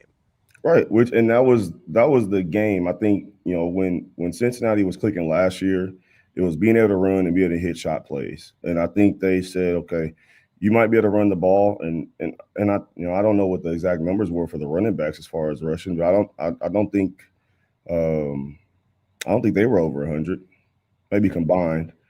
But either way, yeah, you're going to give up something, right? And again, they make them drive down the field. The coverage, when you look at the coverage and you look at it, say, I really can only see like maybe 1 or miss 2 opportunities in Cincinnati in the pass game. But other than that, I mean, they were blanketed, and guys were well prepared for the route concept they were running. Was in fairly good technical position, and made plays on the football. I think that's one thing we've always talked about in Nebraska. Our DBs, sometimes we just don't feel like we're confident enough, like knowing we're in position to go make plays on the football. And I mean, you saw that several times. But we got more experience back there, and I think that's something we got to remember, that on the top end, those 5 DBs, right? We got a little bit of game experience, got a little bit of awareness of the game and things like that, and how fast you got to play in those type of things. So you're hoping that maturity on the back end, right, will help, right, as those younger guys on the front end gain more experience, get more knowledge of the game, and that light bulb truly comes on. You know what I mean? When the lights come on Saturdays. Let me ask you something, MRI, from because nobody better to speak to it. So, a couple times, we're so worried about what's happening on the interior of that defense. A lot of it comes from second level fitting as well, right? Playing pullers and leveraging the ball. I'll say this, Watson, Trent, and Shavers missed what I felt like would be a considerable amount of time for inexperienced guys leading into a game week. And I get it, Watson, Trent, you got almost 400 tackles. You're not inexperienced in playing football. Right, but you do have to replicate game speed coming out of camp. How much of you think fitting from the second level is reactionary because I've seen it enough, i.e. reps, versus I need to play with my guys more from a trust standpoint to help me hit my fits? Like, what's that kind of balance like? Is he boxing it for me? Do I trust it's a spill? Like, how much of the trust can speed up your style of play from the second level? I'll tell you what, I never played faster when I had Vincent Valentine, Malik Collins. I mean, probably helps a little bit. I'm a 4.775 guy, DB, but you got those two big bodies in front of you. Randy Gregory on the outside. I mean, you're gonna play a little fast. But I think it's a little bit of both, man. And I think it's too within the structure of the calls. Like, if you're gonna be stunting a lot, right, up front, those backers better know how to play patient, but know when to trigger, where to trigger, and understand, have gone through different scenarios, how that ball's rolled outside. Okay. Hey, is that the reps part? Yeah, that's the reps. That's the reps. Okay. You got to get the reps, and two, you got to see it versus different schemes, right? Nebraska, our offense is quote unquote multiple, right? They run a little bit of everything, right? Okay. But you're not going to see everything in fall camp. And I know they do a good job within those last 2 weeks of camp. You certainly aren't going to see two-back lead, right? Right. Yeah. Base kick. Like, you're not seeing that a ton. You're not seeing that. So as a backer, if I got a lot of movement up front, I'm trying to feel the flow of the back, understand my fit on maybe a fullback or puller, while also knowing that, hey, I might have a guy cross my face because he's stunting into the B gap, right? So just getting that familiarity with each other, knowing that, hey, if I'm behind such and such number, hey, he might not get across as fast, right?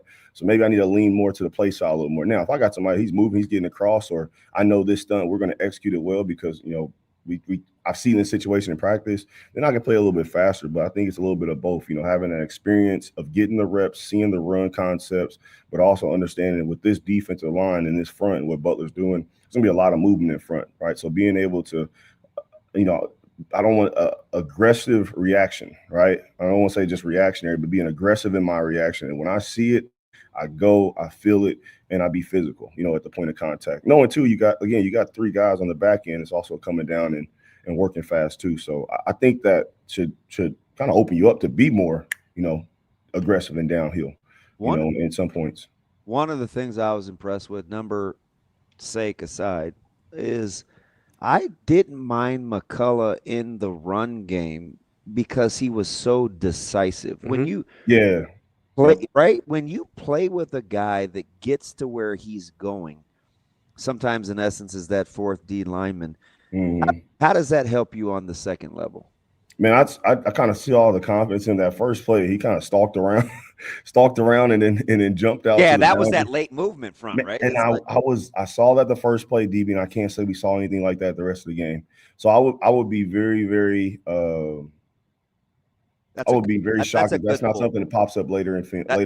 That's a good pull, right? He looked like a radar guy. Then all of a sudden, just found his spot. But I think like you said, his decisiveness, on his stunts, like he's going where he's going and he's going fast. I think the other thing too is you can see like he's probably has some of the most experience on that front seven. Playing and transfer. I know Trent obviously played as well, but playing at Oklahoma and playing in a bigger stage. I think he's a guy that has to be a chess piece. We saw later on in the game. We talk about those runs later, Ravi, on those scrambles, and it was some situations they blitzed him, and they also had him on a spy. And when they had him on a spy 2 or 3 times, Sorsby's in the pocket. I mean, that guy, he runs like a deer. You know what I mean? He's long-legged, and I think he's a guy that has to be a focal point. I could see him maybe, getting him into we used to have a rush package, just a basic odd package with Randy, where he would stand up, kind of how he got that pick on pick 6 that one game at home. Yeah. But I can definitely see some packages where they're going to isolate him. He could be that guy, DB, talk about bringing a backer down to be that fourth rusher. I could see him kind of entering into that role, just using his athleticism and speed, on that weak side, blind side, and just kind of letting them go. So I would like to see that more because I think he can open up a different level as defense with his versatility, pass rushing. All right, and here's the other thing too. If you want to use him in the run game, he goes so hard. He is decisive. He does get to where he's going. Can you see them probably spilling more with him than as a box guy that has to kind of hold point and maybe box it for an inside backer. He looks like a prime guy to, like, knife in on a puller, take on, squeeze on the down blocks. He looks like a guy you could use to be a pretty good spill guy. Yeah, I think that would be ideal, especially with the speed on the back end. Getting the ball to the sideline, letting those guys kind of run and rally. So yeah, I think that role fits him perfectly. Long arms. Again, it's just a decisiveness, a different. We talk about that light bulb. When the light bulb's on for him, like he's seen it, enough times to where when I see my key or I know, hey, I'm going to this gap, I can play fast because I trust, right, that what I'm doing is what I'm supposed to be doing, and that's what I've been coached to do. So I think there's a level of accountability for him too, and just discipline and assignment that we just got to get from those guys with and get them more experience, as they keep rolling. MRI, let's flip to the other side of the ball real quick before we let you go here, because we heard a lot about, hey, I wish Nebraska had been a little bit more aggressive, trying to push the ball down the field, stuff like that. When you see how Cincinnati was playing with their kind of umbrella coverage with the 3 deep safeties and how they were trying to defend Nebraska, what did you think about Nebraska's game plan and how it was executed? Exactly what you're supposed to do. Exactly what you're supposed to do. I think if Dylan goes out there and tries to force it into windows, right, we're talking about a different result probably. You know what I mean?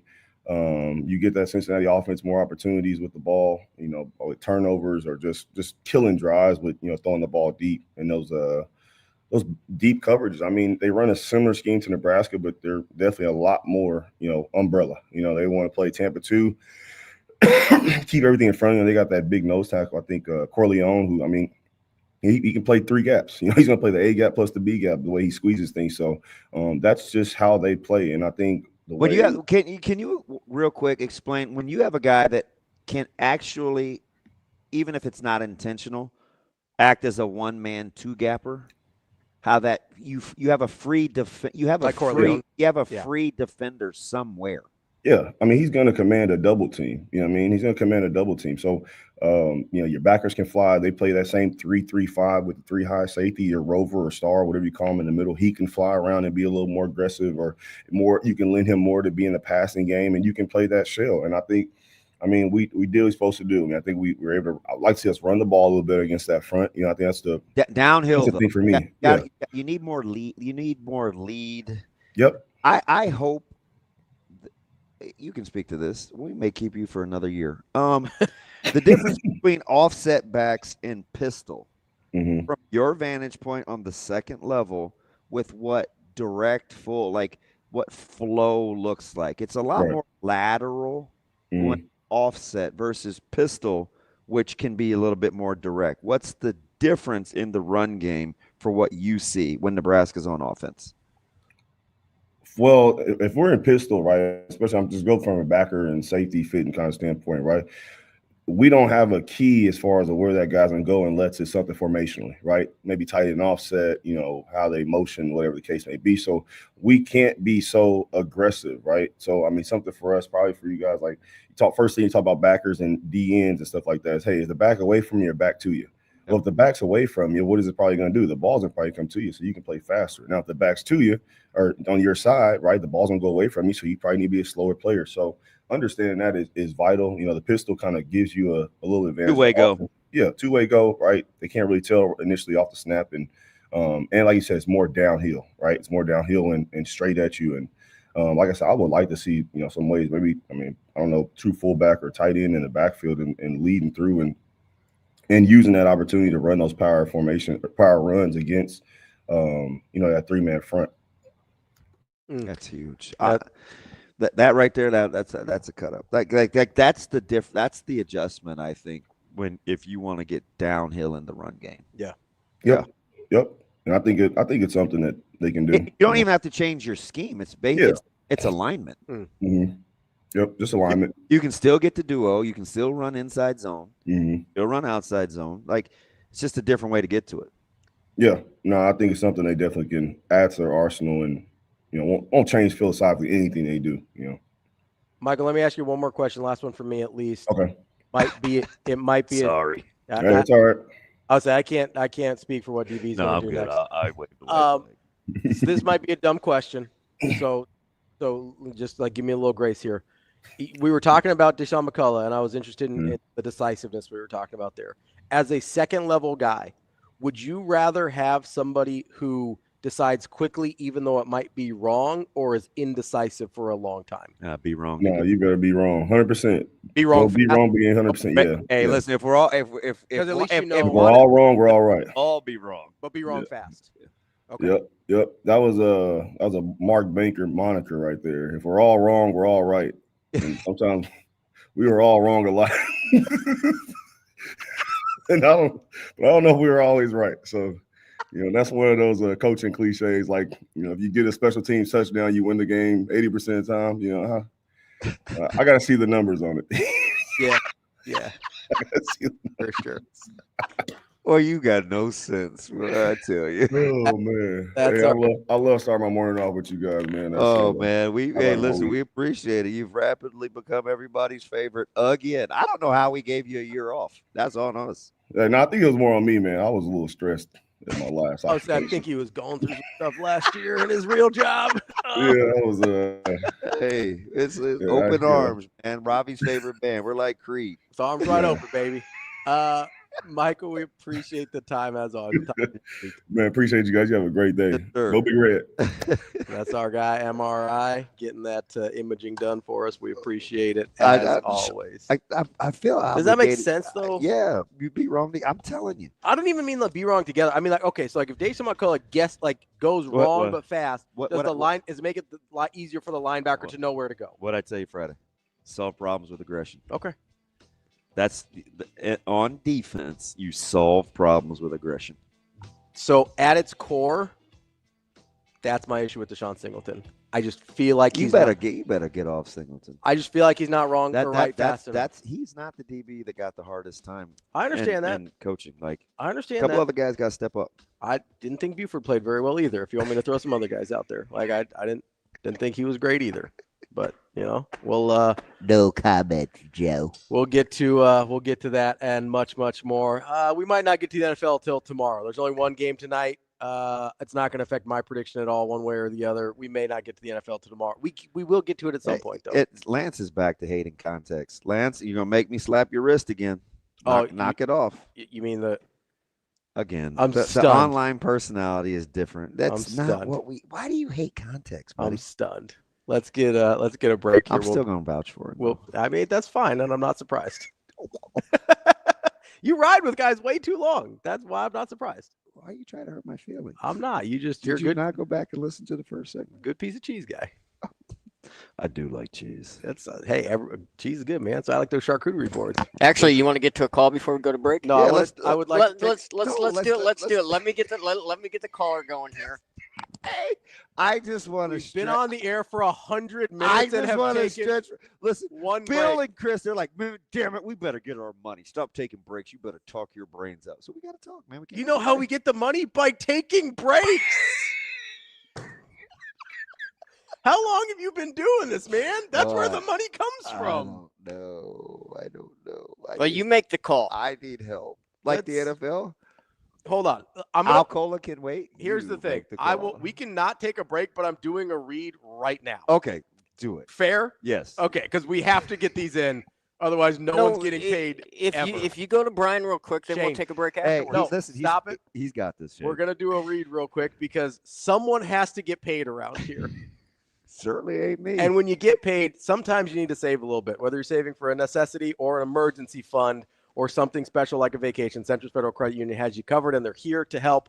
Centris is a people-first credit union focused on helping you reach your financial goals, from saving accounts to money market certificates and their Centris Roundup program. They've got all the tools to help you save a little bit of money. Go to centrisfcu.org. Terms and conditions apply. Federally insured by NCUA. All right, let's get to out of breath. I appreciate like that. You were doing my Vanna White over here. Yeah. Damon Black. That one wasn't me. Damon Black. Not Vanna White. Your outfit? You are doing a lot of all black today. You went black on black on black. Wait, did you change dialect? No, it's a black on black on black. I talk when I'm talking about clothes, I talk a little different. This dude. What? You want me to do the all for one thing again? Spin the wheel, Pat. I swear. By the moon. No, that I'm not going to try to kill you. I don't know. We'll see what happens. Let's get down to Brother Brian here, and then we'll talk to another Brian at 8:45. Brian Edwards, see if we can make a little money. Brian, what's going on, bud?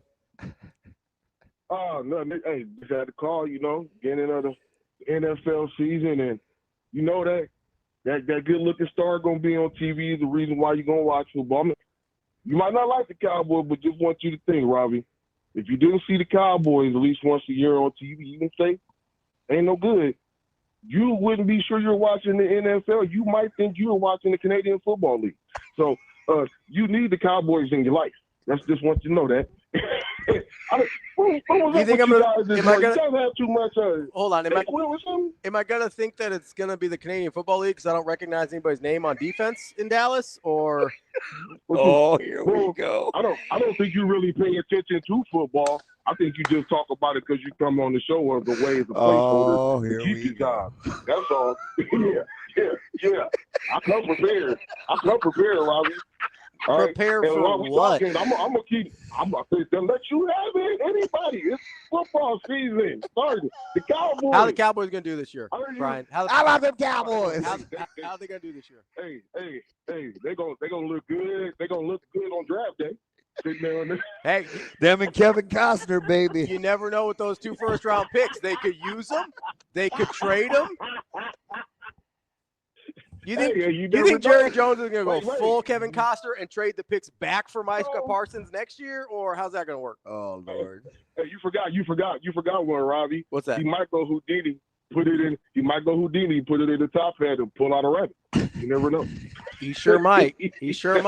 Package those picks, make a deal with the Saints, and go get you a quarterback. What are the chances that they get anybody as good as Micah Parsons with either of those picks that are going to be somewhere in like the 20 to 30 range? Jerry Jones has started to get like I'm going to say our two, this president and the recent president. I'm starting to wonder if old age is affecting their decision making. I'm gonna start looking at his wrist and his hand to see if I see blue marks, because I'm wondering about what's going on with Jerry. He doesn't make good decisions. Where he's going, he'll trade those 2 picks for two lunchable packs. Hey, there's controversy. Let's leave Joe Biden out of this. He was sharp as a non-pointy tack. Hey, I didn't mention his name. I just said last 2 presidents. Joe Biden. My man could not read a teleprompter. I felt bad. Man. Yeah, but Lee Corso went 6-0 this weekend. Score 1 for the Olds. Hey. I'll take Lee Corso as the GM over Jerry right now.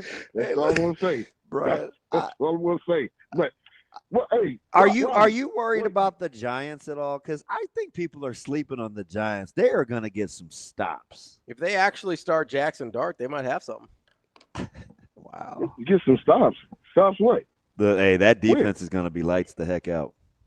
I mean, they got a good defensive line the last few years, but they just and they just added Abdul Carter. I don't know if you know this. There's some really good pass rushers from Penn State that wear number 11. You're probably not familiar with any of them, but one of them plays in New York now. He had the greatest nickname for who that other number 11, LeVar Arrington, used to play for. And now you can say that term freely, Brian. That's funny. That's funny, Ravi, that you would bring up those pass rushers from Penn State who can't stop the run, and people claim that they like Lawrence Taylor. Lawrence Taylor can stop the run. He's one of the best linebacker, defensive player of all time. That's over Michael Singletary. He can tackle. He can stop the run. Richard Dent, he can stop the run. I don't think those Penn State linebackers can stop the run. Hey, but they are good at running over kickers, though. Ask LeVar Arrington that. Okay? Wow. So you're glad they traded Micah Parsons because he couldn't stop the run? Is that what I'm gathering? Oh, shoot. You're pro Micah Parsons trade? Is that what I got? Okay. Score 1 for the Olds. You can stop the run. Lee Corso, score 1 for the Olds. I'm down.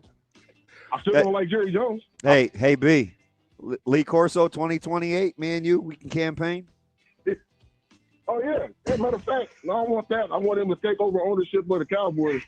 Kick out Jerry at 94. Jones. That's what we can do. I don't know if he's. And I got a song. I don't know if he's got that kind of bread. Hey, when you playing Damon, when you playing picking music, Ravi wants to hear a song by ODB and Will Rogers. And And are you afraid to play guy because of the recent news with Aaron Hall over the last year? I Is that what the miss issue is? you.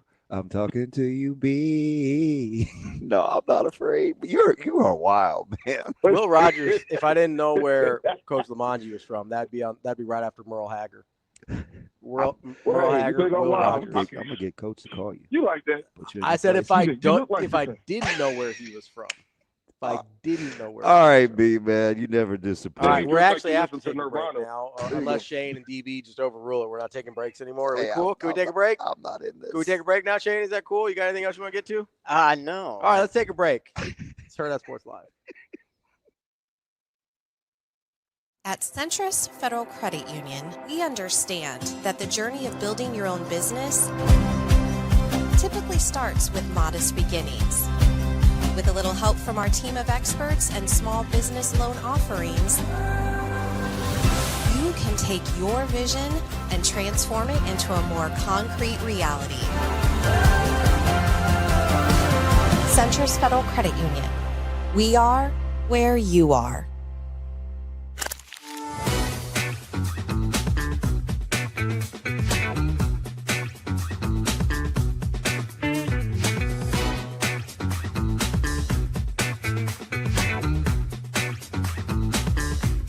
I mean, I think we're lucky that we have that stage to play on, and we have so many new people this year. We have Virginia, a lot of the freshmen are new, so having them get to experience what Nebraska is all about and how much love and support we have from the fans and from people across the country, I think it's super cool for them to experience that, because before you get here, you don't really understand. So I think it's been really fun for all of them to experience it, and it's also fun for the upperclassmen and the people who have been here to watch them embrace it and watch them take it all in. And you know, the older girls were a little used to it by now, but it never gets old. So it's just been super fun, and all the freshmen have worked so hard this whole preseason and going into the season. So it's been really cool to see them grow and see them enjoy what Nebraska volleyball is all about.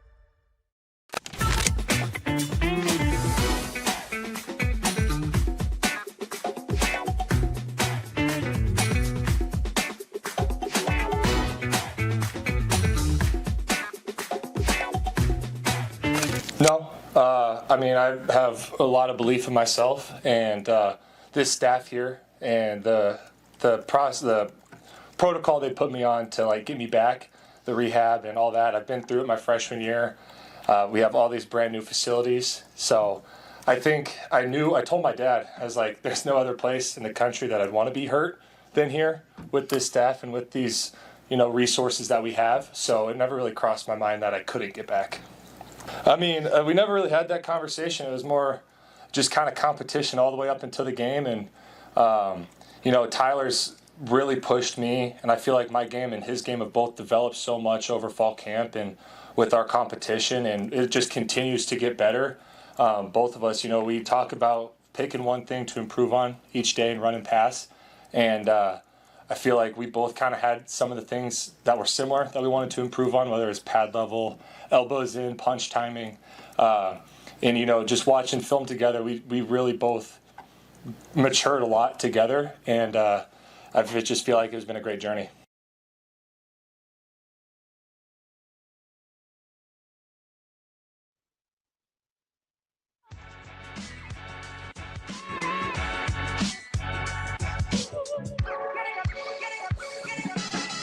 You're listening to Hurrdat Sports Live. Now, Vegas insider, senior handicapper, and fan of the cold Budweiser bottles, Brian Edwards. It's got to be touchdown, touchdown, touchdown. Brian Edwards. I don't really love it. Brian Edwards. Were they using the cream cheese to butter the bagel? Brian Edwards. I'm going with the cowgirl. Here is Brian Edwards.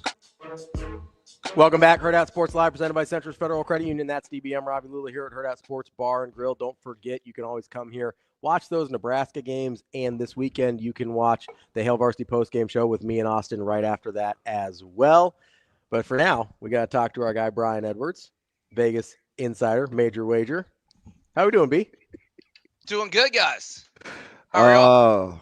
I'm just trying to function as an adult, B. Ravi is so mad at me today. I'm like a moving target. I'm just trying not to get hit. That FSU win doesn't have him in good spirits this Well, week? I'm in great spirits. He was strutting around like a goddamn peacock. Now he's acting like a great big turkey.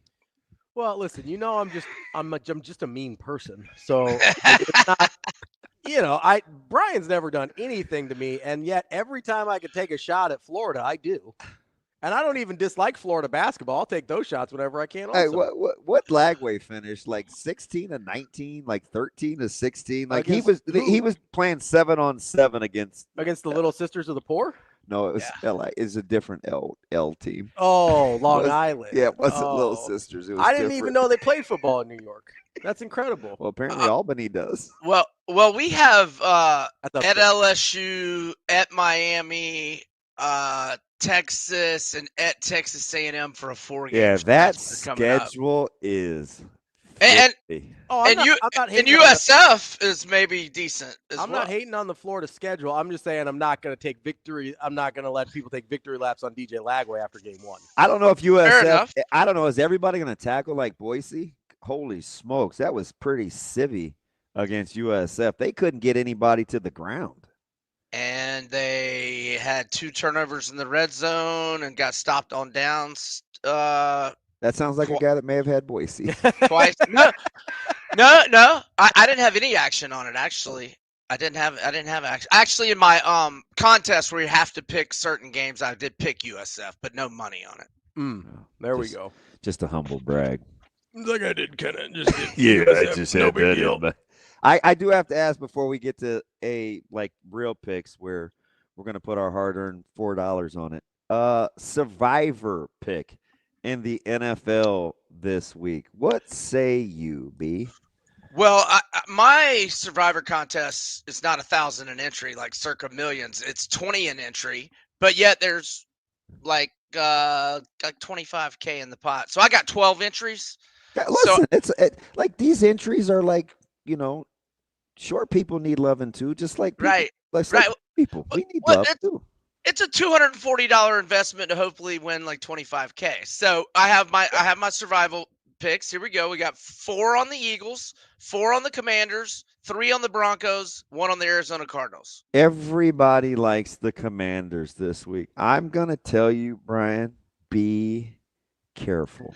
I think the Giants are going to be very improved. Malik Neighbors scares me. The Giants is who beat me with Drew Lock turning into Joe Montana for 4 hours when I had the Colts in week 17 and I had the Ravens left at home to Cleveland in week 18.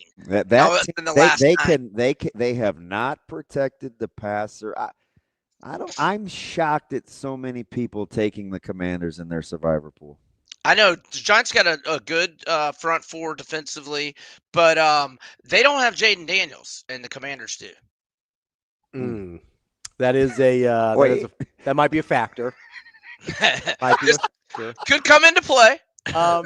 Speaking of the Commanders, you got some season-long plays on them as well. What are you feeling there? Oh yeah, over 9.5 is my favorite win total, NFL or college. Let's keep Jaden Daniels healthy. But, I mean, look, hey, Mariota played great in spots last year, and his skill set suits Kingsbury's offense. But I don't want to have to see Mariota. But over 9.5. Listen, Mariota's like that, the good-looking girl in high school that, she said hi to you once, and you think she likes you. Like, he's the biggest tease ever.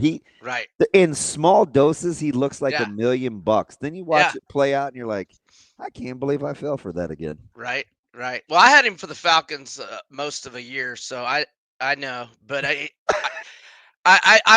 was heavily invested in the Commanders a lot, and he played most of 2 games, the Browns and the Cowboys, and he played fantastic in both. So how about them Cowboys? Do you worry at all about a Jaden Daniels regression, like we saw with C.J. Stroud from year 1 to year 2? Not at all. Okay, you guys, I worry about injuries. But I don't worry about regression. Okay. All right. Let's go to the state of Iowa, where we debate on the quality of corn. There's no debate. Their corn sucks. Cyclones, Hawkeyes. Campbell as a favorite in this series doesn't happen often. Right. And Iowa had dominated the series. They had won 6 in a row, but Iowa State has won 2 of the last 3, albeit both in Iowa City and not in Ames. In fact, I forget the winning streak. Iowa's got a good little winning streak in Ames, like 4 or 5 games. But I just like how Rocco Beck is playing. I like how Iowa State is playing. I know Ferentz kept it vanilla, didn't want to put anything on film for the Cyclones, but we hear about Gronkowski. They got a new QB, and then he's 8 of 15 for 44 yards. So Cyclones 9-5 against the spread. Their last 14 as home favorites. I got a -3 now. I see overnight it looks like, or this morning, looks like line's pushing up to 3.5. It's got to be 3 for me. All right, B. After the Iowa State game, which I tend to agree with you, I'm a big Rocco Beck guy. How are you feeling about going to the great state of Illinois? Or I guess we're going to the that's a sniffy. Smells has my attention line, boy. That is interesting. With the Illini going out to Durham. Yeah. So Duke went 2-0 against the spread, 1 outright win, and a couple of home dog spots last year. And they've just been really good at home, ever since the 2 years of Elko and Manny Diaz. But even though they've been really good at home and have a good record here the last few years, I will point out this is not Cameron Indoor Stadium. We're not going into the most raucous of environments. I made Illinois 4.5. They're 3. They've only been a road favorite 3 times under Belima, and they're 3-0 against the spread. Going back to last year, they've won 5 in a row. They've won 12 of the last 15, and his last 16 starts, Altmaier 30-7. TDI&T ratio. I know it was an FCS opponent, but take care of business early and often last week, 52-3. I'll lay 3 with Illinois at Duke. Now let's go to the border war. Little Missouri KU. Daniels is healthy and upright, which means he's typically productive. It's only week 2. He's still upright. Will he be productive? Well, he lost his top 7 pass catchers, and he's completing 80% of his passes. And I will, in KU's credit, those questioning the competition, Fresno State did bounce back and beat Georgia Southern 42-14. Yeah, they might as week. well mollywhopping after a slow start.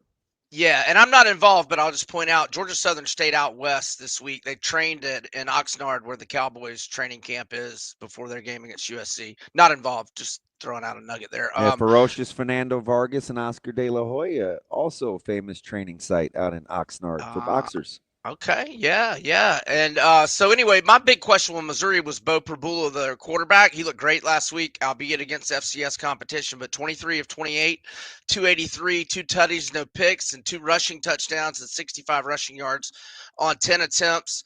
They've won 11 in a row at home. They've won 17 of 18 at home. The only loss was when Jaden Daniels brought LSU back in that wild comeback a couple years ago.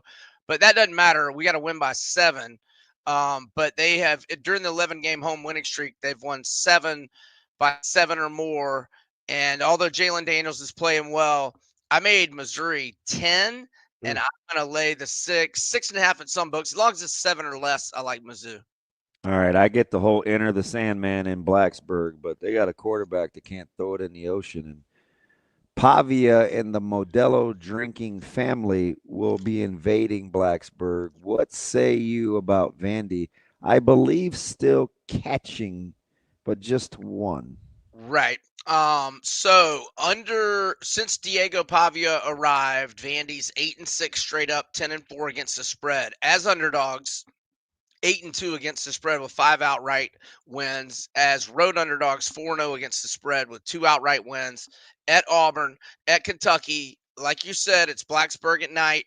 Diego Pavia has won at Jordan Hare at night with New Mexico State teammates. Vandy's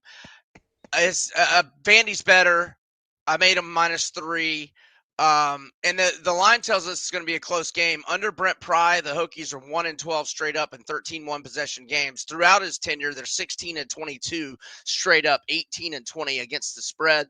They're only 7-7 straight up at home against FBS competition. Real quick, B, let's run through some NFL games real quick. Lions are 2.5-point dogs at Green Bay. I like the Lions to win outright. Everybody forgets they were missing all those defensive players come the playoffs. They did go 15-2 last year. I like the Chiefs. Is it still 3 or less? It is. As long as you can get San 3. Paulo.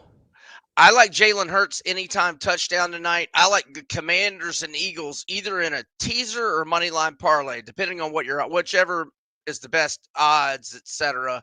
Commanders, Eagles, money line parlay or teaser, and Jalen Hurts anytime touchdown. I think it's like -150. But if you can get a first half specific anytime touchdown, you should be able to get decent plus money. I'm not against AJ Brown over 70.5 receiving yards.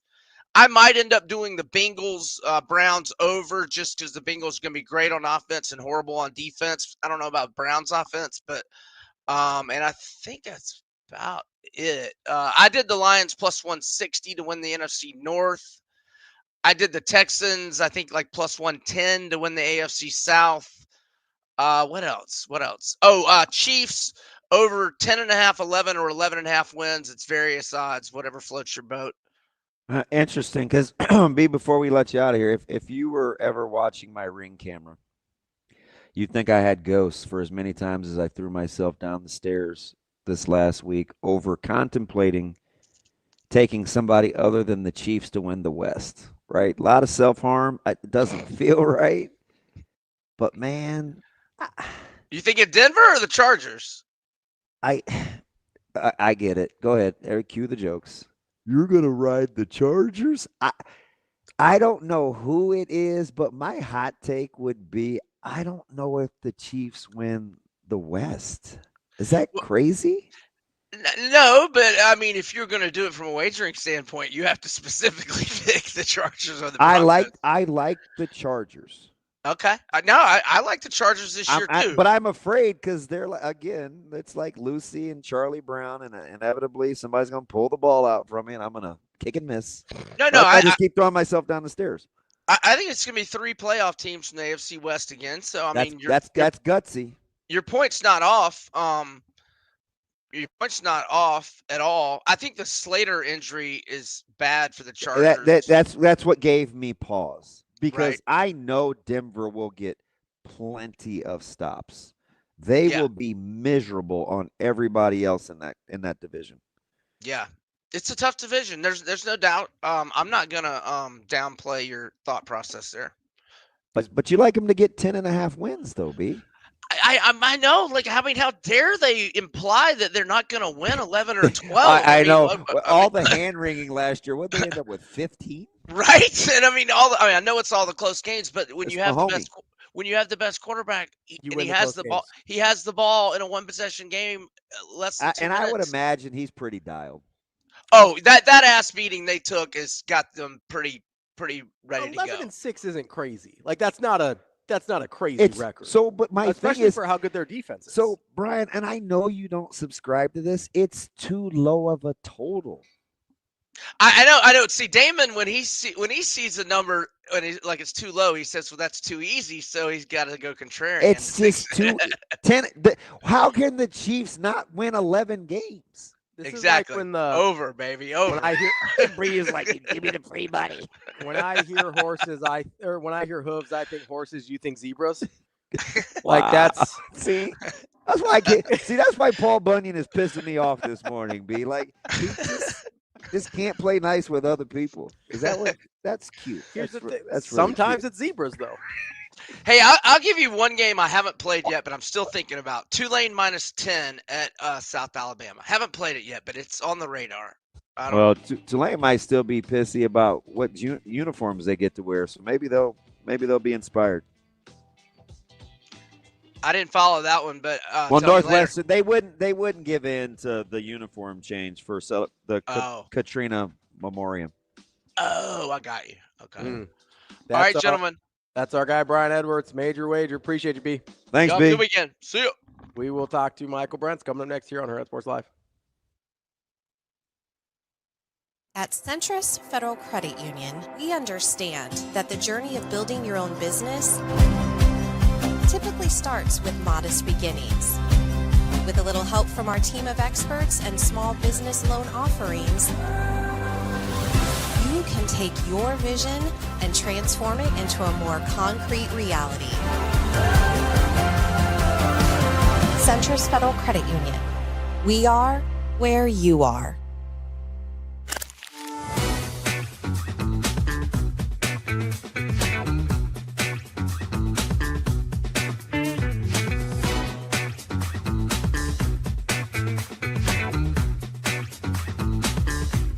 I mean, I think we're lucky that we have that stage to play on, and we have so many new people this year. We have Virginia, a lot of the freshmen are new, so having them get to experience what Nebraska is all about and how much love and support we have from the fans and from people across the country, I think it's super cool for them to experience that, because before you get here, you don't really understand. So I think it's been really fun for all of them to experience it, and it's also fun for the upperclassmen and the people who have been here to watch them embrace it and watch them take it all in. And you know, the older girls were a little used to it by now, but it never gets old. So it's just been super fun, and all the freshmen have worked so hard this whole preseason and going into the season. So it's been really cool to see them grow and see them enjoy what Nebraska volleyball is all about.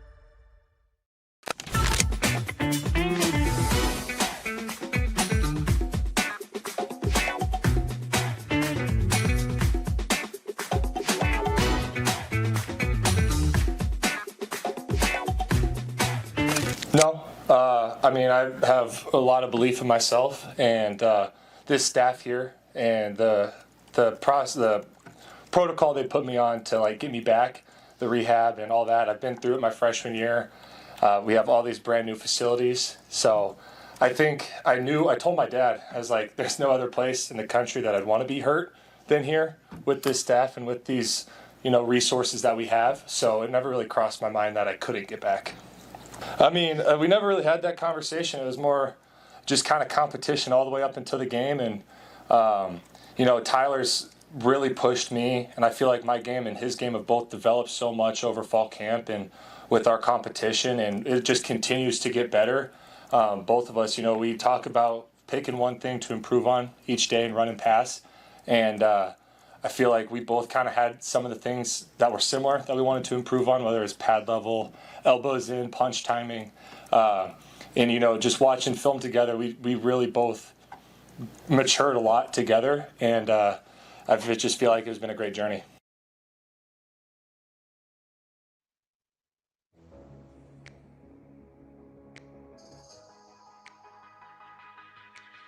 Welcome to Hurrdat Sports Live. He's a safety, but like obviously we use it systematically, whether it's Deshaun or Marquise or whoever it is, like we're going to get and need sometimes that extra player in the box at the second level, which you could characterize, well, he's in the safety room, but he's a second level player. So he's got to understand linebacker play.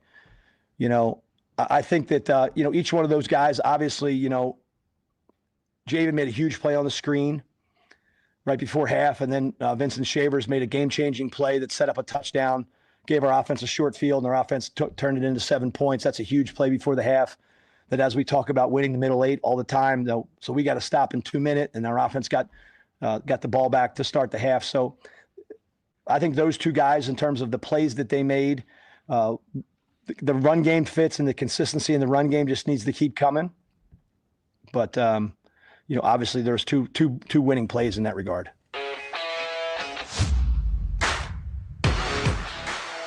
We're back here on Hurrdat Sports Live, presented by Centris Federal Credit Union. That's DB. I'm Ravi, Lulla here at Hurrdat Sports Bar and Grill. We're joined now by Michael Bruntz of Husker 24/7. What's up, Bruntz?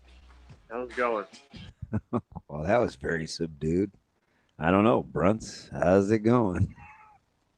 I a little under the weather this week, guys. So I'm Aww. trying to get things figured out. But Is this your Jordan flu game? You strapping it on? I get sick 2 times a year. I get sick right at the start of school, which is usually the little kid germs.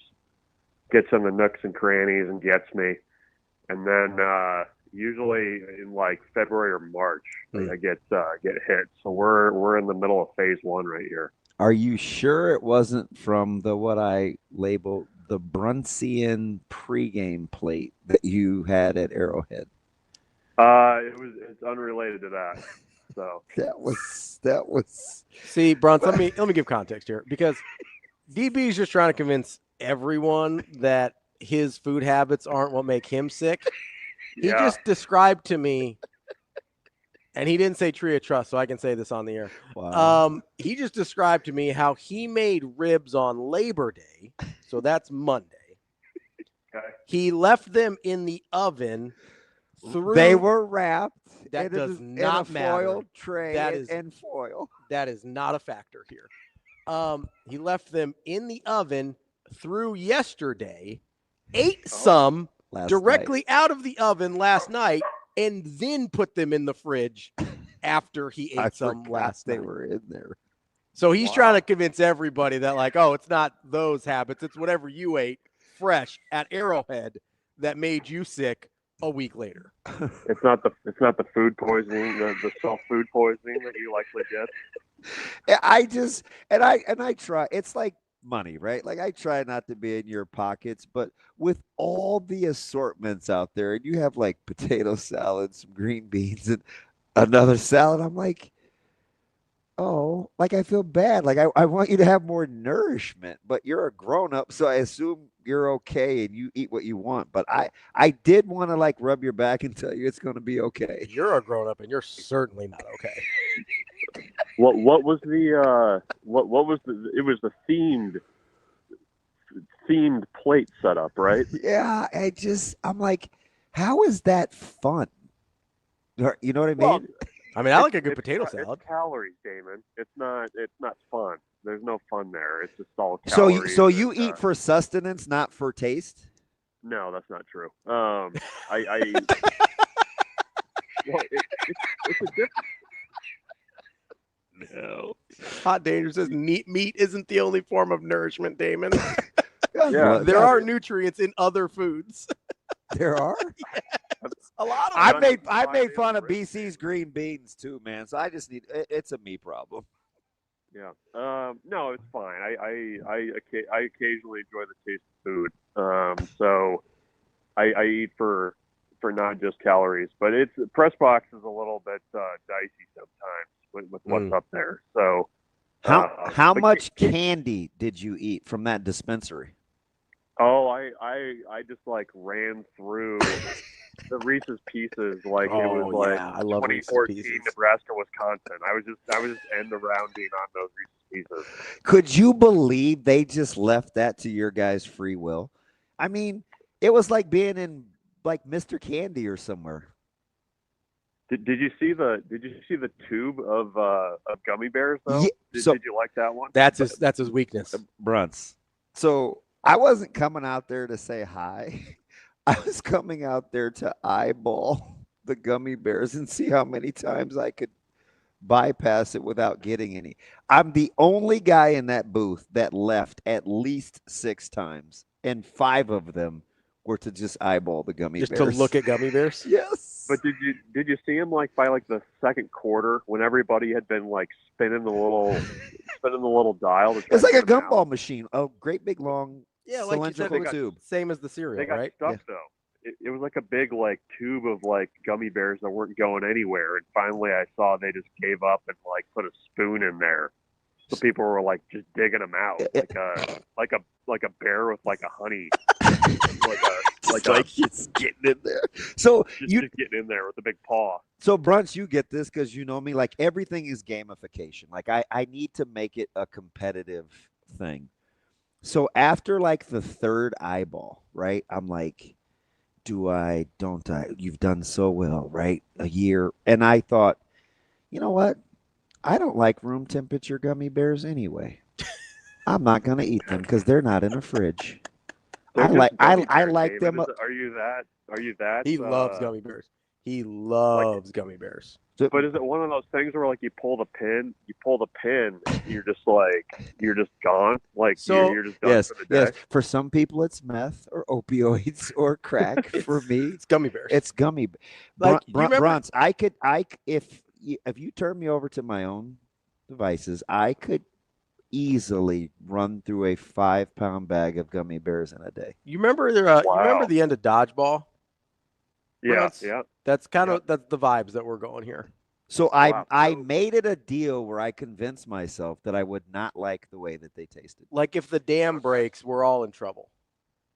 So here's the question: is it only bears, or like how like heart? Are you a big worms guy? No, or whatever? no. Could you like cherries or? Nope.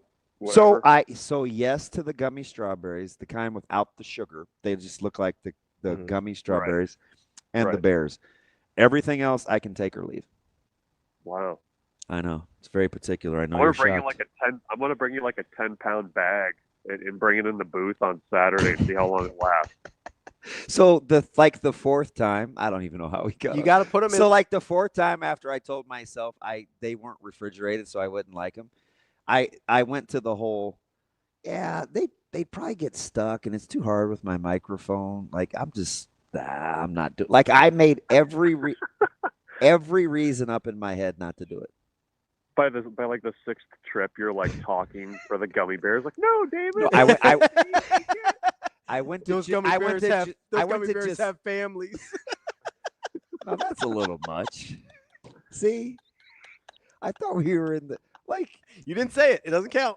You didn't say true trust. It's a little unnecessary. Oh, my bad.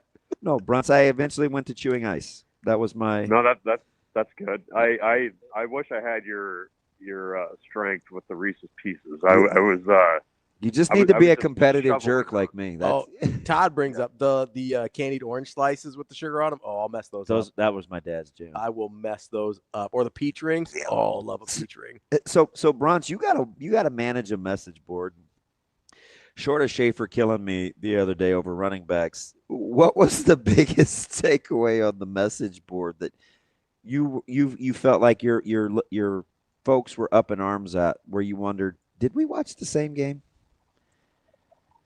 Yeah, the Dylan stuff. I didn't. I didn't get that either.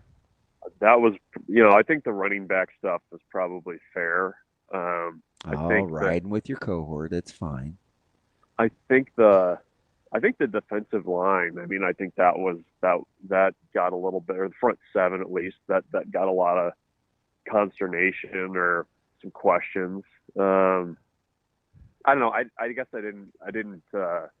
I've seen it elsewhere too. I mean, not just on our board about, Dylan didn't play well, and why didn't they push it down the field? He lacks killer instinct. I saw that a couple times, which I was like, okay, I don't know that that's true. But no, I think that one was the one that I probably disagreed with most. I thought he played I thought he played a patient game. I thought he played a mature game. I think that was kind of my main takeaway was, I think in a against a defense like that where they're just kind of baiting you to try to do something out of pocket, and he never did, to his credit. I mean, there was the 4th and 2 was a bad play. He was lucky to not lose the fumble, but I mean, in a game where you kind of needed to be steady, I mean, that's what he was. So I thought he played pretty well, given the circumstances and what he was having to face defensively. I mean, for as many passes as he threw, to not throw a pick, to keep Nebraska on schedule, I thought that was I think that was a pretty good example of having a very strong game plan and having the maturity to go out and execute it. I mean, I think that bodes well for later in the year when you're going to see some different defenses and have to do some different things. So that was the one where I thought I'd probably push back a little bit on. Bruntz, was that the hottest take that you saw? Because I've got a doozy that I heard. No, that's not the hottest take. I mean, there were some pretty hot ones. What do you got? The hottest one I heard was that Daniel Holgorsen might not be a good OC. Oh, yeah. No. I saw that one. Knock it off. It was out there very publicly. This wasn't just like some rando that DM'd me on Twitter. This was a thing that was said publicly. Ravi's trying to gas me up. No, I'm not. So I'm not. going to ask Bruntz because Bruntz is riding with this. Bruntz, what did you see where somebody insinuated that? Knock it off. I'm going to need you to knock it off. I swear. Dude, it's one game. I didn't see that specifically. I saw whispers of it on social media that I don't like paying much attention to, but so to heck with 25 years of data, right? Well, in the last 5 games, apparently they've averaged fewer points than they did in the previous 9 with Marcus Satterfield. Oh, so okay. That's what apparently we're going with. So there's no transition to learning from a new guy, right? Or taking over play calling in the middle of the forget season. It. I'm done. It's fine. Just, it's fine. You guys carry on. I asked what the hottest take was. That was the hottest one I saw. DB, did you see a hot take? I'm done. Go ahead, Bruntz.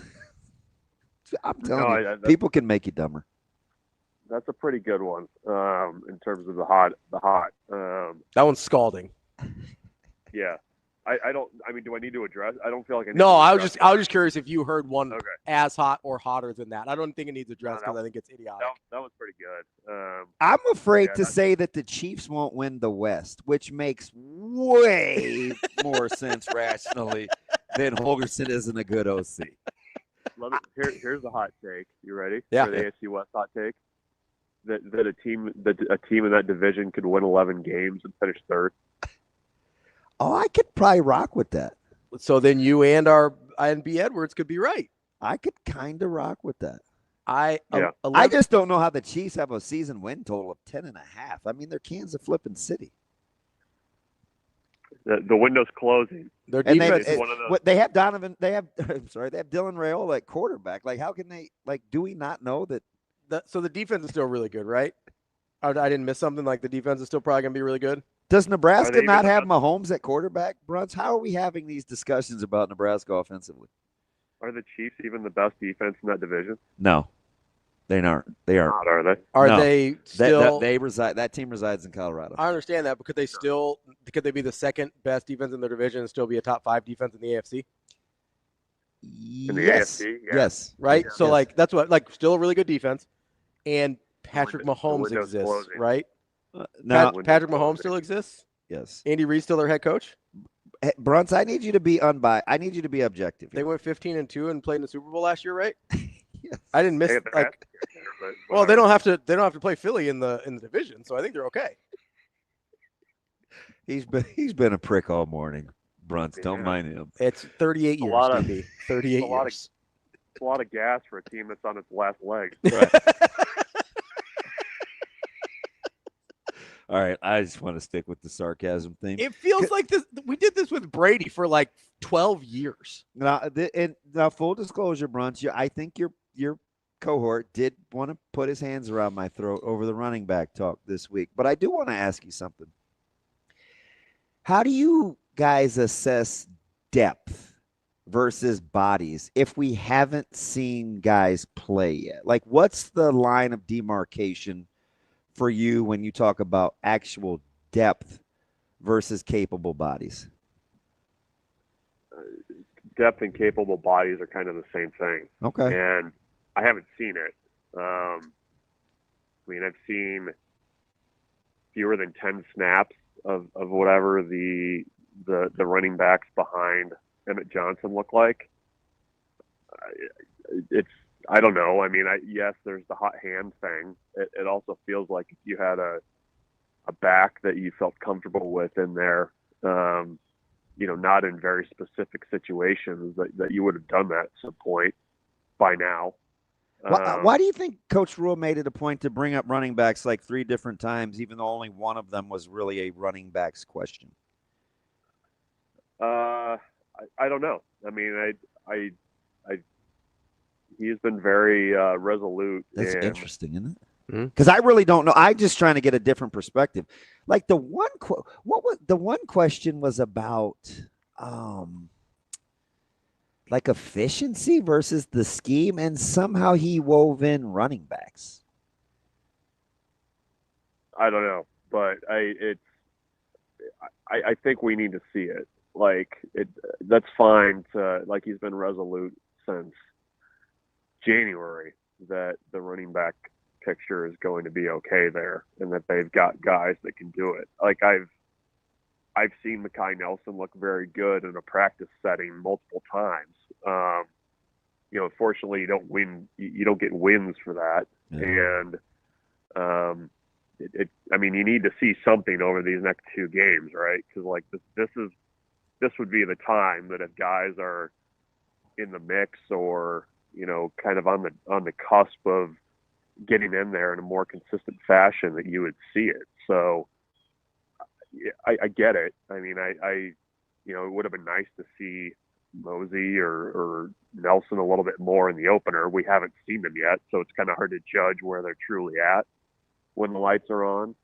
But that's going to be, I mean, right or wrong, that's going to be the topic of conversation over these next couple of weeks. So, and rightfully so. I mean, you're not going to have Emmett Johnson touching the ball 32 times every game in conference play, and not having some kind of wear down factor there. So, regardless of how good a shape he's in and how much weight he's put on, he looks great. But I mean, you guys know how the Big Ten is. So, it's these 2 weeks you need to see it. I mean, I think for all the talk, and there's been a lot of talk about that position at this point, you're going to have to show it now. So that's kind of where I'm at. I mean, I don't know, like who can you count on when it's not just practice time? That's kind of what they need to figure out.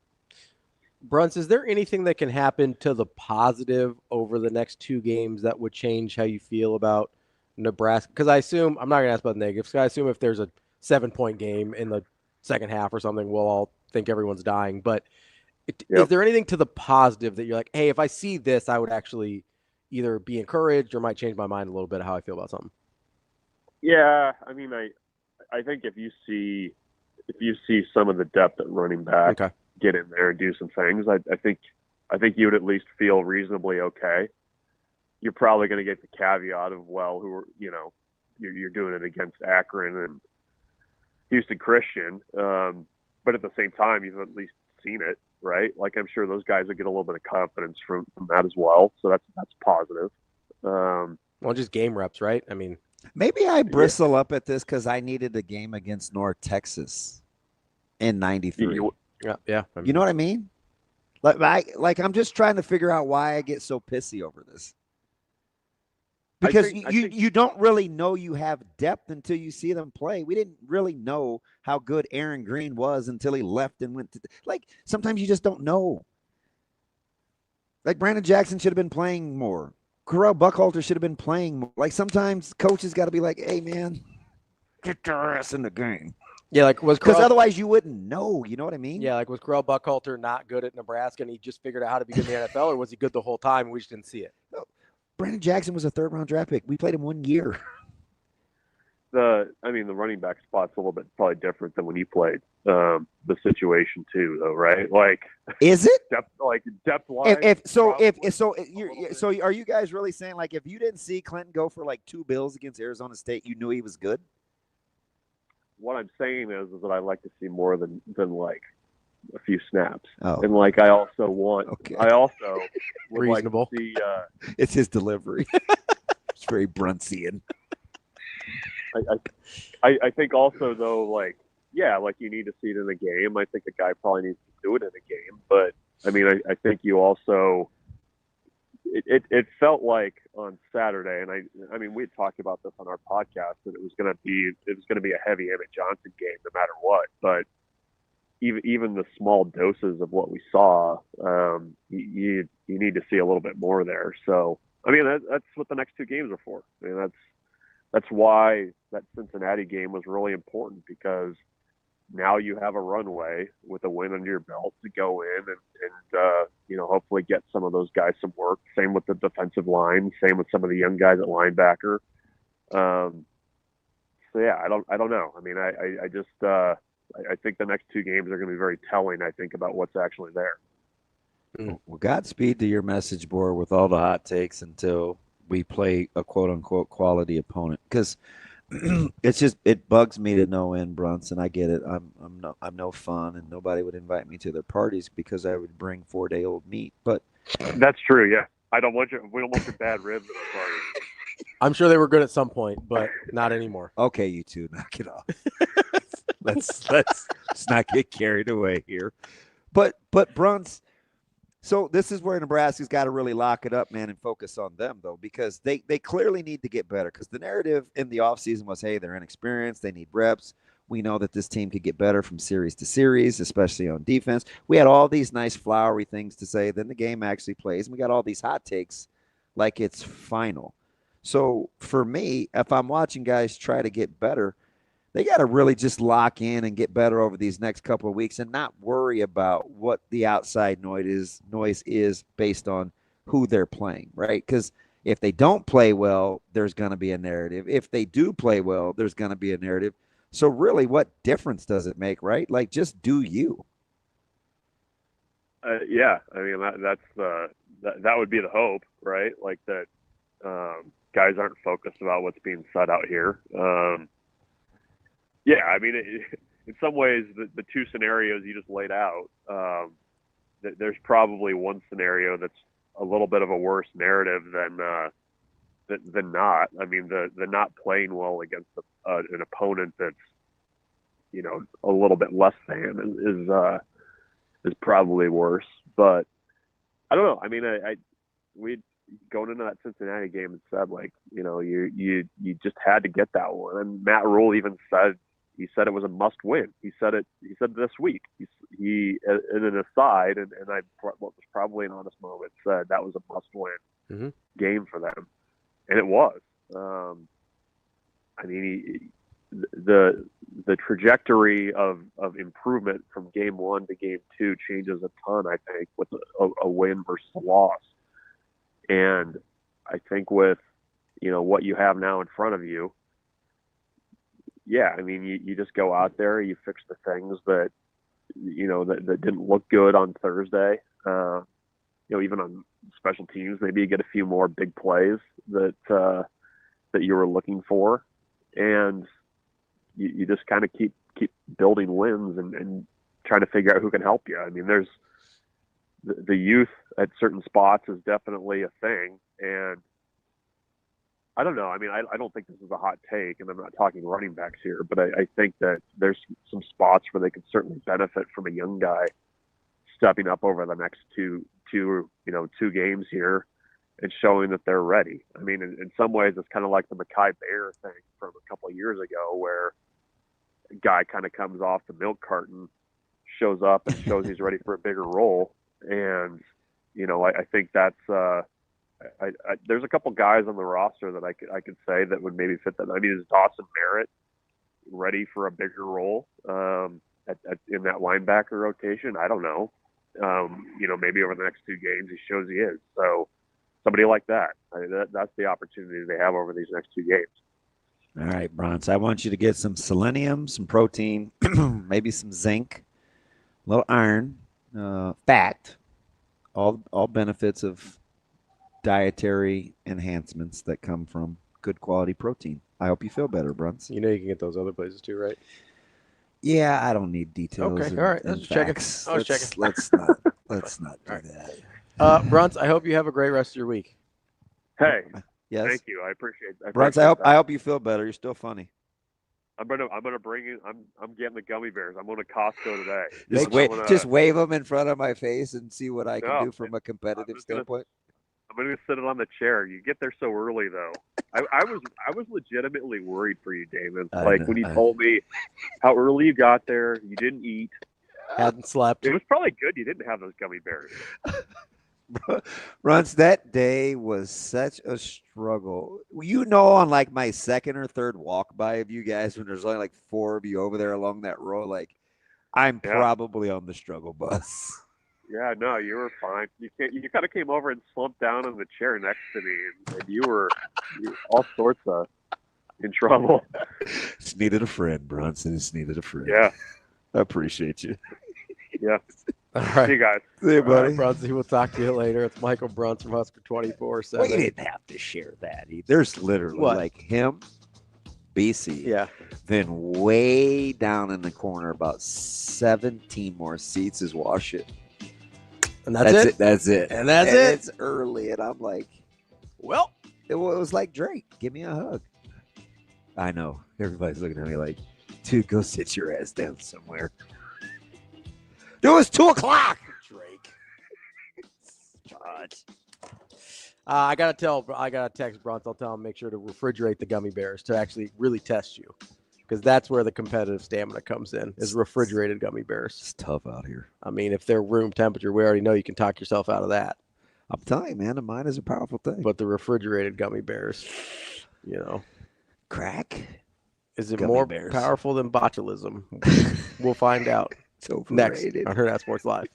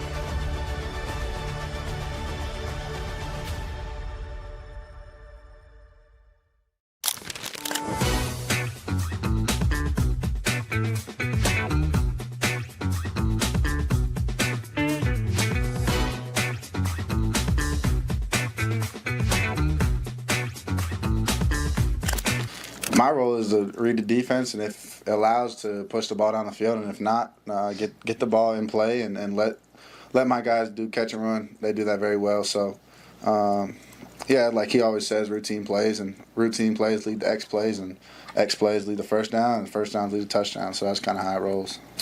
Yeah, Teddy's a special human. He's the epitome of a Husker football player. He's been through everything. Injuries, new coaching staff, and just to see him stick it through and come out the other side strong. I love having Teddy over there from a standpoint of he's an elite football player, but at the same time, he's an even better person. He's going to hold everyone to the standard, and you kind of know what you're getting out of Teddy every single day he comes in.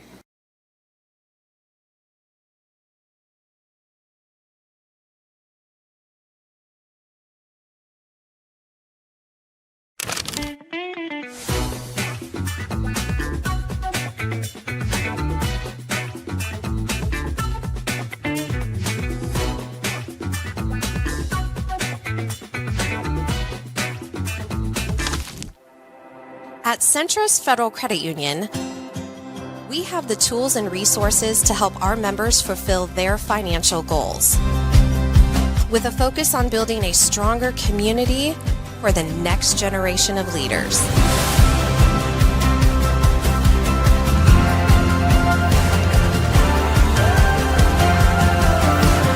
Centrist Federal Federal Credit Union. We are where you are.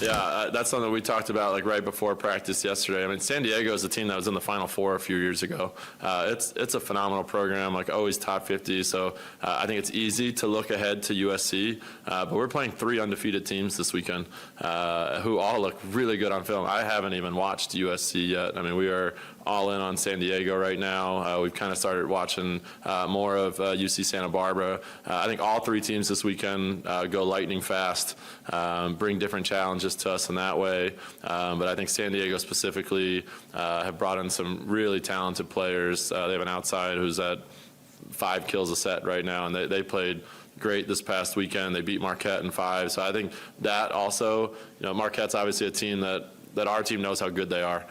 So for them to hear they beat a team that's that good, I really think our team respects anyone and everyone, and it's something we preach in our program. And again, UC Santa Barbara, they got a right side left-handed who I've gotten to watch a little bit now. Like, they're just going to bring different things to us, so that no, they might not be as big or physical as Texas, but they are definitely going to challenge us. So I know as a coaching staff, like, we are not looking ahead to anyone, and we're going to keep preaching that to our team as well.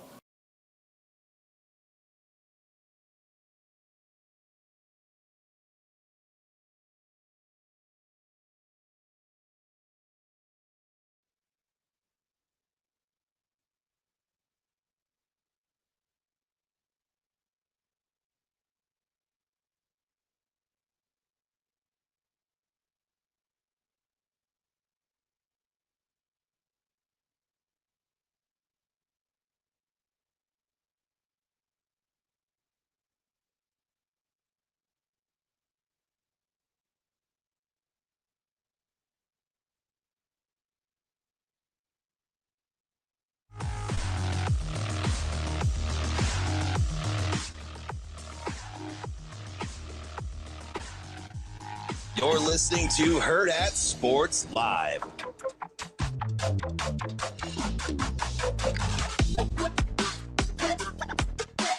Welcome back, Hurrdat Sports Live. That's DB. I'm Ravi Lulla here at Hurrdat Sports Bar and Grill. I don't think it can fix some of DB's issues, like the digestive stuff. You probably have to go somewhere else for that. But if you go to Next Gen Male Medical, they can fix a lot of your issues. They've got a ton of different options depending on what's bothering you. A little sleepy, need to lose a little weight, need a little bit more energy, need a little bit higher libido. They've got you covered basically no matter what you're looking for, unless you don't refrigerate your meat. Then you're going to have to go somewhere else.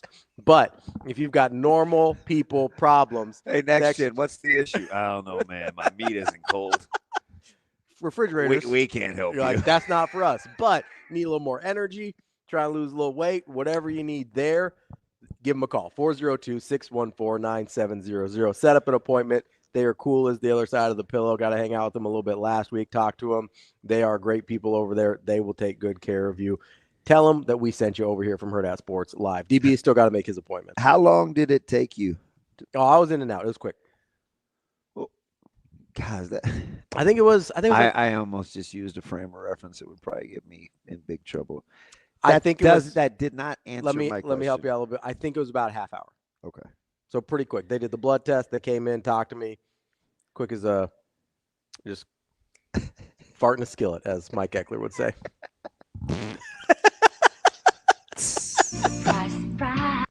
So we're just not going to take a break this last segment. Yeah, no. Well, we ruined that. We ruined the opportunity to take breaks earlier in the show. We're just not doing that anymore. You mad? No, it's fine. I got all my reads in. I don't care. I'm still mad about the Holgerson take. No, it was terrible. It was a bad take.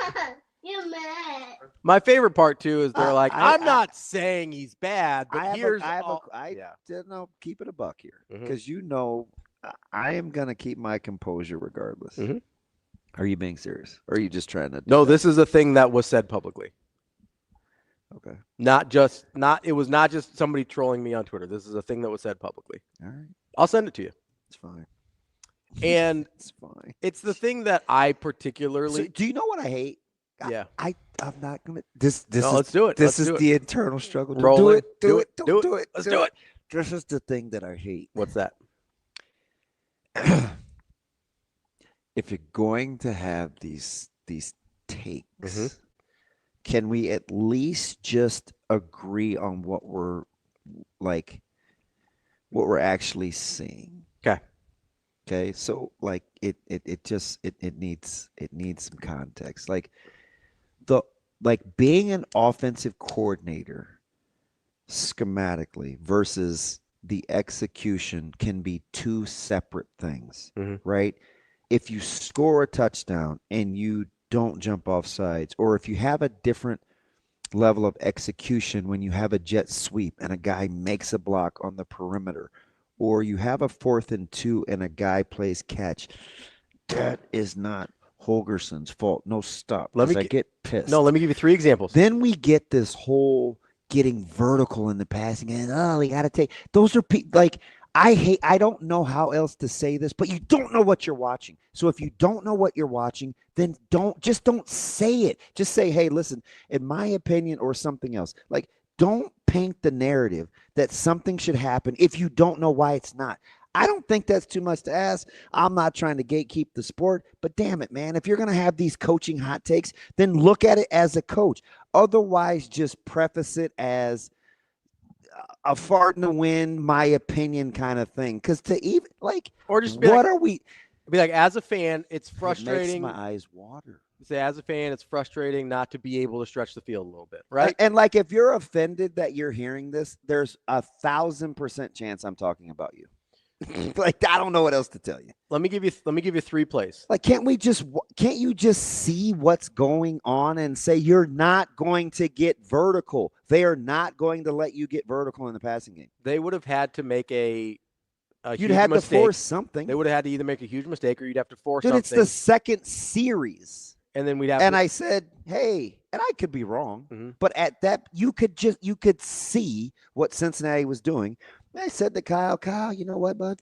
It's gonna be an interesting cat and mouse. Nebraska's gonna have to be patient because they're not gonna get poop from Cincinnati. They're just not. So here's one thing I will say.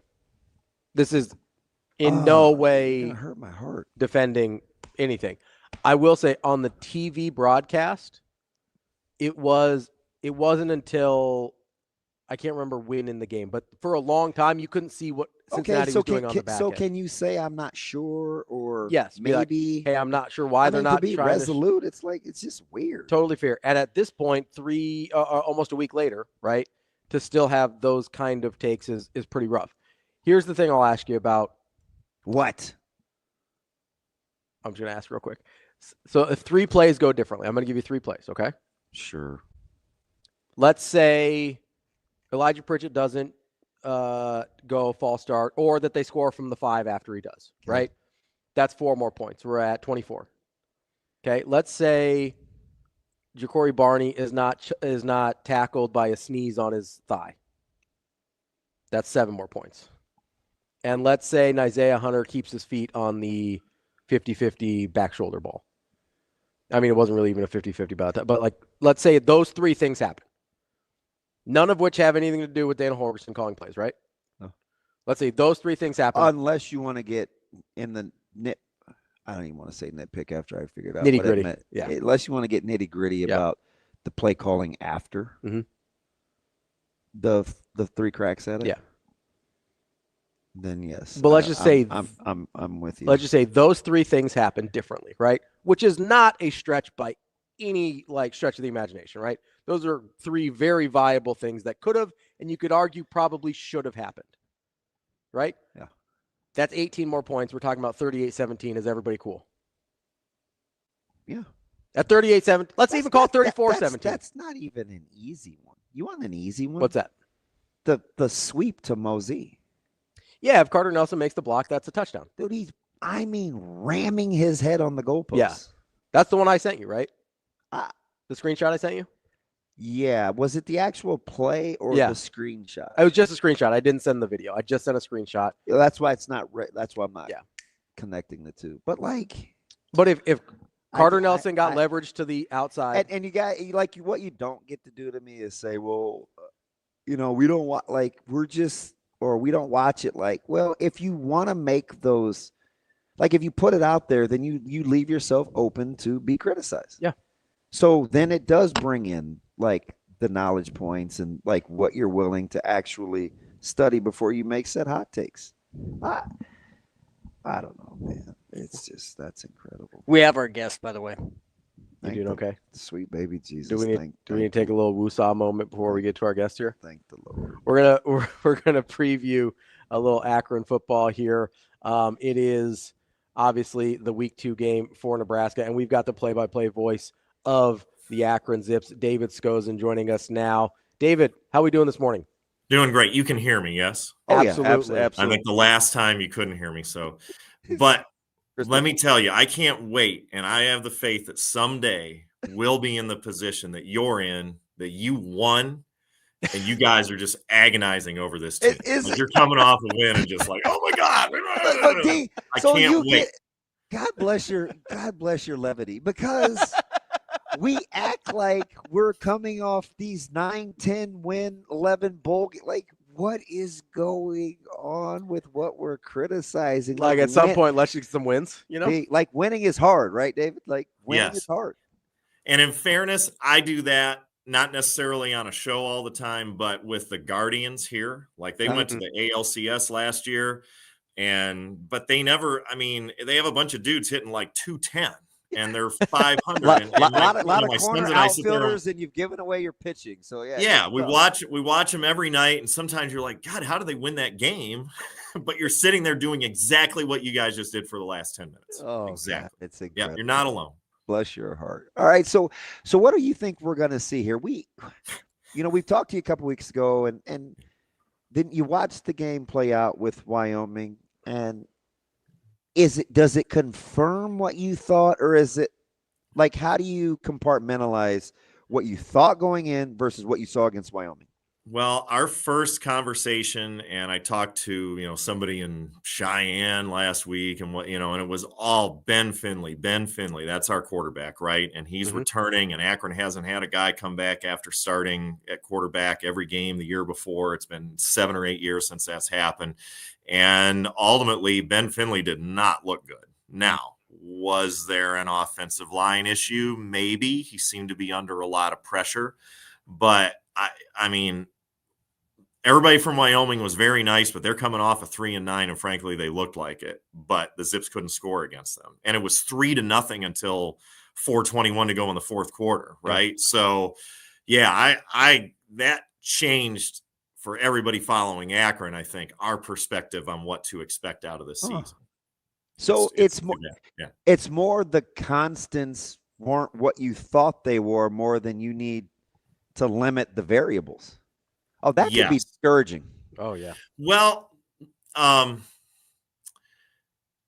as bad as Wyoming looked at times, Akron held them to 10 points. Right. And 3 points through most of the game with pretty much no help from the offense. So it makes you feel better about the defense.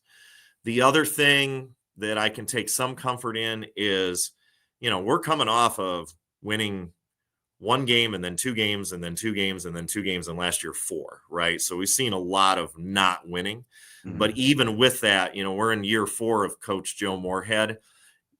I'm shocked sometimes when they roll out in like week 8 and they're 1-7 and just they play like they come to play. Somehow that dude gets them to play every week. So I'm not ready to just like throw away the rest of the season. I'm sure they'll get better, so on and so forth. But that does give me a little comfort that coaching staff, they find a way to not lose the team. Is that that's probably a fair way to absolutely. Yeah. David, when you look at the game last week against Wyoming, obviously you mentioned like it was 3-0 into the fourth quarter. They tack on that touchdown late. Obviously a very close game. Did it feel like when you're watching it, because, Wyoming did outgain them by outgain Akron by almost 200 yards of total off. Like, did it feel that close, or did it feel like Wyoming was kind of waiting for the dam to burst a little bit? Like, what was the vibe watching it with that kind of discrepancy in yardage? I think the vibe, and we actually may have talked about this in the third quarter on the air, that was the sort of muck it up type game that Akron sometimes needs to play to win.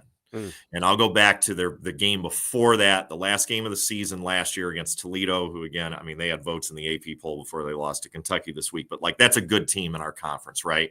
And they came into Akron on Tuesday night, a MACtion game, and it was just that trudge it out. Nobody could do anything. It was 14-14 going into overtime, and the Zips won. And it felt like, okay, it's 3-0. Like all we need is Wyoming to screw up a defensive assignment, and Akron pops a big play and they're in the lead and you're there, right? Like that's, I mean, as awful as it was to watch, for most of the night, I think you still kind of felt until they made it 10-0 that like, yeah, we kind of got them right where we want them. We can punk them right now, but it just didn't break. It just didn't happen. So let me ask you something, because kind of, and I used to coach Sam Scott in high school, who was playing for Wyoming. And listen, tackling outside the numbers, especially with one particular concept and one particular receiver, how much of that do you look at as kind of an anomaly versus, because between the two, I mean, that was kind of the bulk of Wyoming's offense, and there was a ton of running after the catch by him as well. So I get that. How much can you build on defensively what you're capable of doing versus what happened in that particular game? First of all, okay, so you coached him at Scott, is that correct? Yeah. So before he left Scott, he was at Omaha North, was where. Oh, okay. I was fascinated by the whole Sam Scott went to Scott thing. I didn't really go big with that on the broadcast. Listen, that was a great big to do. He transferred during the COVID year. His Class A wasn't playing. A lot of schools in Class A weren't playing that year. They sat out, and he wanted to play his senior year. That was a mess. But yeah. So the question is, they gave up 120 whatever yards to one guy on like 25 carries, right? Yep. And so how do you reconcile that? So yeah, I think that's 5 yards. I should probably have that in front of me. 5 point something yards per carry, right?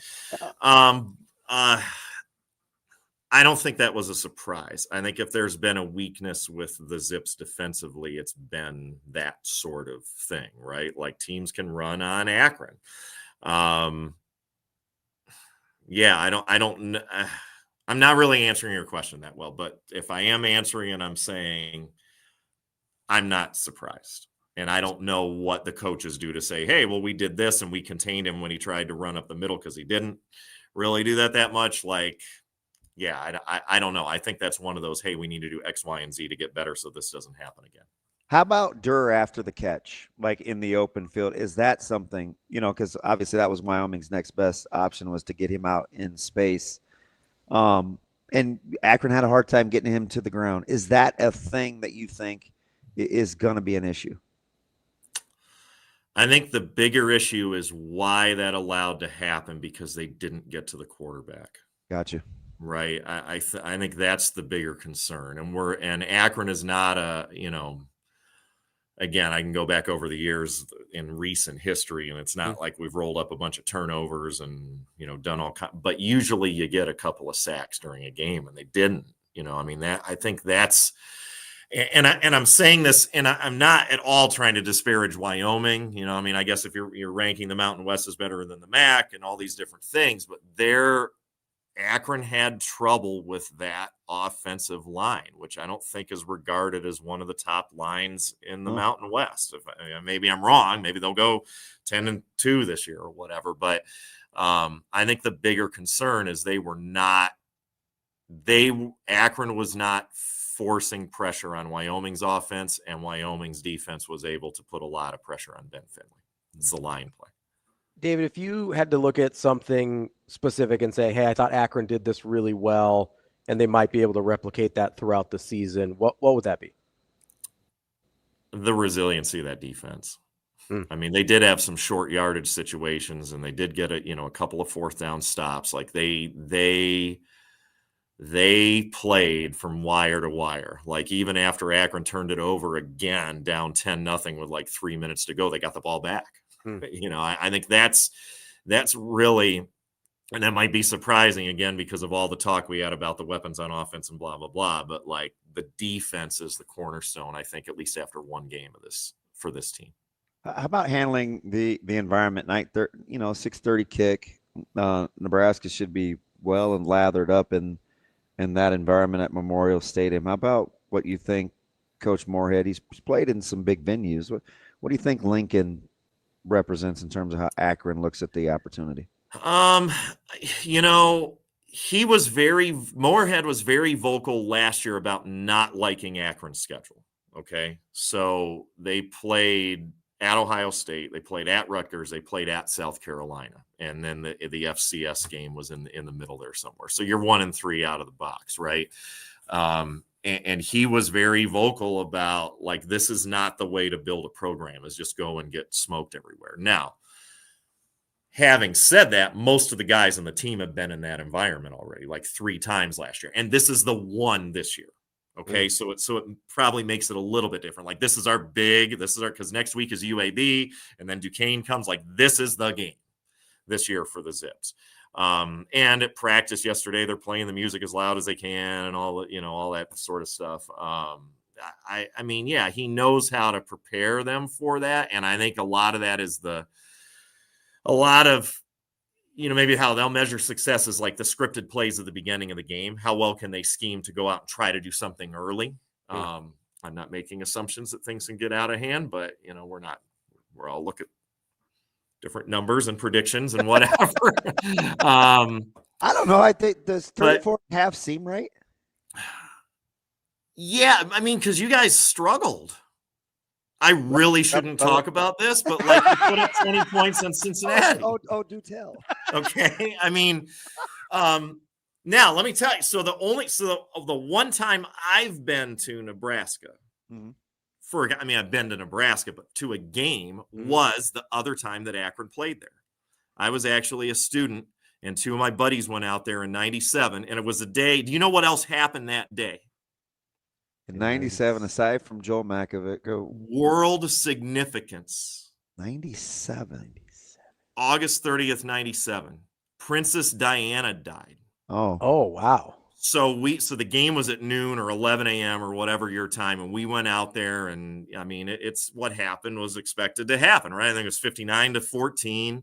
Akron put in their backup quarterback who went on to be the starter most of the time, a guy named Butchie Washington. But yeah, my buddies and I were driving back because we went out Friday night and we were driving back after the game. We hit the Field of Dreams at like 11:30 at night, kind of like on a little detour, but it's like 8 o'clock or whatever. And we pulled up to this. I actually ran out of gas in Ames. Well, you guys didn't want to see the bridges of Madison County? You went right to the Field of I don't know anything about that. But like, anyway, some dude came on whatever radio station we were listening to. He's like, and he's like, I got some news, it was just like playing music, and Princess Diana died in a car crash. Like, we just, old school. We just heard it on the radio. But anyway, why did I start talking about that? 97, the Zips were there. Oh yeah. It was like a huge point spread in action. Akron actually covered, even though they lost 59-14. So that was the whole point of that. And then I just told you about my whole trip to Nebraska when I was 19 years old. It was great. How about this one before we let you out? You talked about the venue, and it's the one big one, and who's coming next. Without the postseason opportunity, any chance that like this is their bowl game mentality for this football team? No, because I think that I'm trying. No, I really think that success within the conference is gonna be the key for this team, right? Like okay, so Toledo they had 13 votes in the AP poll, and they couldn't manage any offense against Kentucky. Right, and they lost by 8. Miami already lost. Like, everybody lost. Central Michigan won out at San Jose State. There's like 4 schools. Valiant effort from Buffalo against Minnesota. Yeah, but like, it's you watched all those games, and it's like, okay, like, it's the MAC. Let's go. Right, like, anything can happen in those games. So I really think next week is big against UAB, because that's another team that hasn't played well the last 5-6 years or whenever they restored their program, right? And then you're looking, I know week to week, they got to be thinking these are winnable games. And they may be, just because that's what the Mid-American Conference is. So yeah, it's great. We're there. It's 85,000 people, 60 years of sellouts, all that great stuff. It's going to be awesome. But from the team standpoint, I would think the bigger games are like later, when it's like, hey, let's go. try and do something. Gotcha. That's David Skoczen, voice of looking forward to seeing you. You'll be right next door to us. I'm gonna come. All right. I can't wait. We appreciate it, David. We'll talk to you later. See ya. Thanks, Dave. That's David Skoczen, voice of Akron football. Did not refreshingly honest. Wow. Although I will say, I just hope that doesn't, because again, it's the nameless, faceless opponent thing. Yeah. Man. You got to go play ball. Yeah, no, you're playing against Nebraska's playing against Nebraska this week. Like that's what it is. Ball. The next 2 weeks, actually. It is funny though when he is kind of describing what it looks like in the MAC. Is that not exactly how we describe the middle pack of the Big Ten? Yeah. Like the middle class of the Big Ten. Wide open. Every week you look at it and you go, hey, that's a winnable game. Doesn't mean you're going to win, but that's a winnable game. I'm looking at it. Right? Hey, you looking at this as a possible bowl game? Nah. No, we're good.